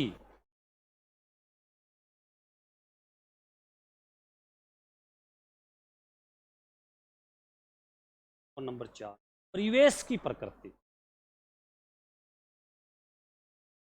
परिवेश की प्रकृति। तो ये था आपका अध्याय शिक्षा में नेतृत्व शैली। तो अभी हमारी तरफ से ये कंप्लीट है। आपको आज या कल में ही एक बहुत ही अच्छी लगभग 1000 से ज़्यादा क्वेश्चन है, व्याख्या सहित है, आप उसमें देख लेना। आप लोगों को जब लगे 5, 7, 10 दिनों में, मैं एक बार इनसे पूछा, आप सब लोग, हालांकि उसमें ऐसा कन्फ्यूजन वाले कोई क्वेश्चन है ही नहीं, उनकी व्याख्या में सब लिखा हुआ है, लेकिन फिर भी होगा तो हम 2-3 घंटे की एक बार और क्लास लेके उनमें आपको जितने जो फैक्ट्स हैं, क्योंकि उसमें कुछ फैक्ट्स और आपके यहाँ के फैक्ट्स में अंतर आ सकता है, तो मैंने कल तक के सारे फैक्ट्स लिखे, कल ही वो आज शायद आपको वो PDF के रूप में आप सभी लोग। तो इसका मतलब ये है कि उसमें अगर आपको कहीं कोई लगेगा, उसमें इसमें से और पुराने सालों के जो क्वेश्चन है वो मैंने सारे आगे उसमें डाले हैं। संभावित क्वेश्चन कैसे नए ट्रेंड के अनुसार बन सकते हैं वो मैंने उसमें, वो सारी चीज़ों को ध्यान में रखते हुए, क्योंकि पहले वाले क्वेश्चन थे वो ज़्यादा ईजी थे, अब इतने ईजी क्वेश्चन आ नहीं रहे हैं, तो वो आपको मिल जाए, वो आप बहुत अच्छे तरीके से देख लें। मैनेजमेंट में मान के चल रहा हूँ कि बहुत अच्छे तरीके से हैं। आपके पास किताब किस किस के पास है? मेरे वाली सभी के पास है ना? हाँ, ये वाली। इस किताब में जो सेकंड और जो थर्ड पार्ट है, हाँ, जो संस्थाएं हैं और जो RTE है, तो बहुत ही अच्छे तरीके से हैं, सारी सब नई चीज़ों को इसमें लेके लिखा गया है। तो अब आप कहोगे पहले से 500 अच्छा नहीं है क्या? यानी शुरुआत के जो शुरू के 5 चैप्टर हैं, ये वाले शैक्षिक, जिनको प्रबंधन कह रहे हैं आप, इनमें यहाँ पे हमने एक्स्ट्रा भी चीज़ लिखी। कहने का मतलब यहाँ पे, वहाँ पे बहुत ज़्यादा एक्स्ट्रा नहीं है, वहाँ क्योंकि फैक्ट्स बहुत ज़्यादा हैं, वहाँ पे सारी चीज़ें किसी संस्था के जितने काम है, जितना उसका है उतना लिखा है हमने पूरा, और अभी तक का लिखा है पूरा। यहाँ पे कई बार क्वेश्चन थोड़ा सा एनालिसिस वाला हो जाता है, इसलिए हमने यहाँ पे, आप जब पढ़ेंगे तो कुछ लोगों ने जैसे रजिस्टर में लिखा है, तो वहाँ पे उसको हो सकता है मैंने सीधा विशेषता लिखवाई होगी या इसकी उपयोगिता लिखवाई होगी। यहाँ इस किताब में आपको उसका उद्देश्य भी मिलेंगे, विशेषता भी मिलेगी, प्रकृति भी मिलेगी। यानी एक बार आप अच्छे तरीके से ये शुरू वाले 5 चैप्टर रजिस्टर के साथ साथ इस किताब से भी आप देख ले। इस चीज़ को कहना चाह रहा था मैं कि आप यहाँ से देखेंगे। हालांकि अभी तक जितने जिस प्रकार से क्वेश्चन आए हैं, हमने लिखाने की इसके साथ साथ पूरी कोशिश की है कि मैंने जो लिखवाया है लगभग वो सारे क्वेश्चन, लेकिन फिर भी आपको ऑप्शन वो क्या बना के देगा वो उस पर डिपेंड करता है। थोड़ा सा विस्तृत भी इस किताब की शुरुआत के 5 चैप्टर भी आप देख लें। बाकी नोट्स आप सब लोगों के जो पास है वो भी इनफ है, और किताब तो अपने आप में पूरी इनफ है ही है। तो आपको वो क्वेश्चन मिल जाएंगे। उसके बाद फिर हम कभी एक दिन 2 घंटे की क्लास और रखेंगे और कुछ क्वेश्चन होंगे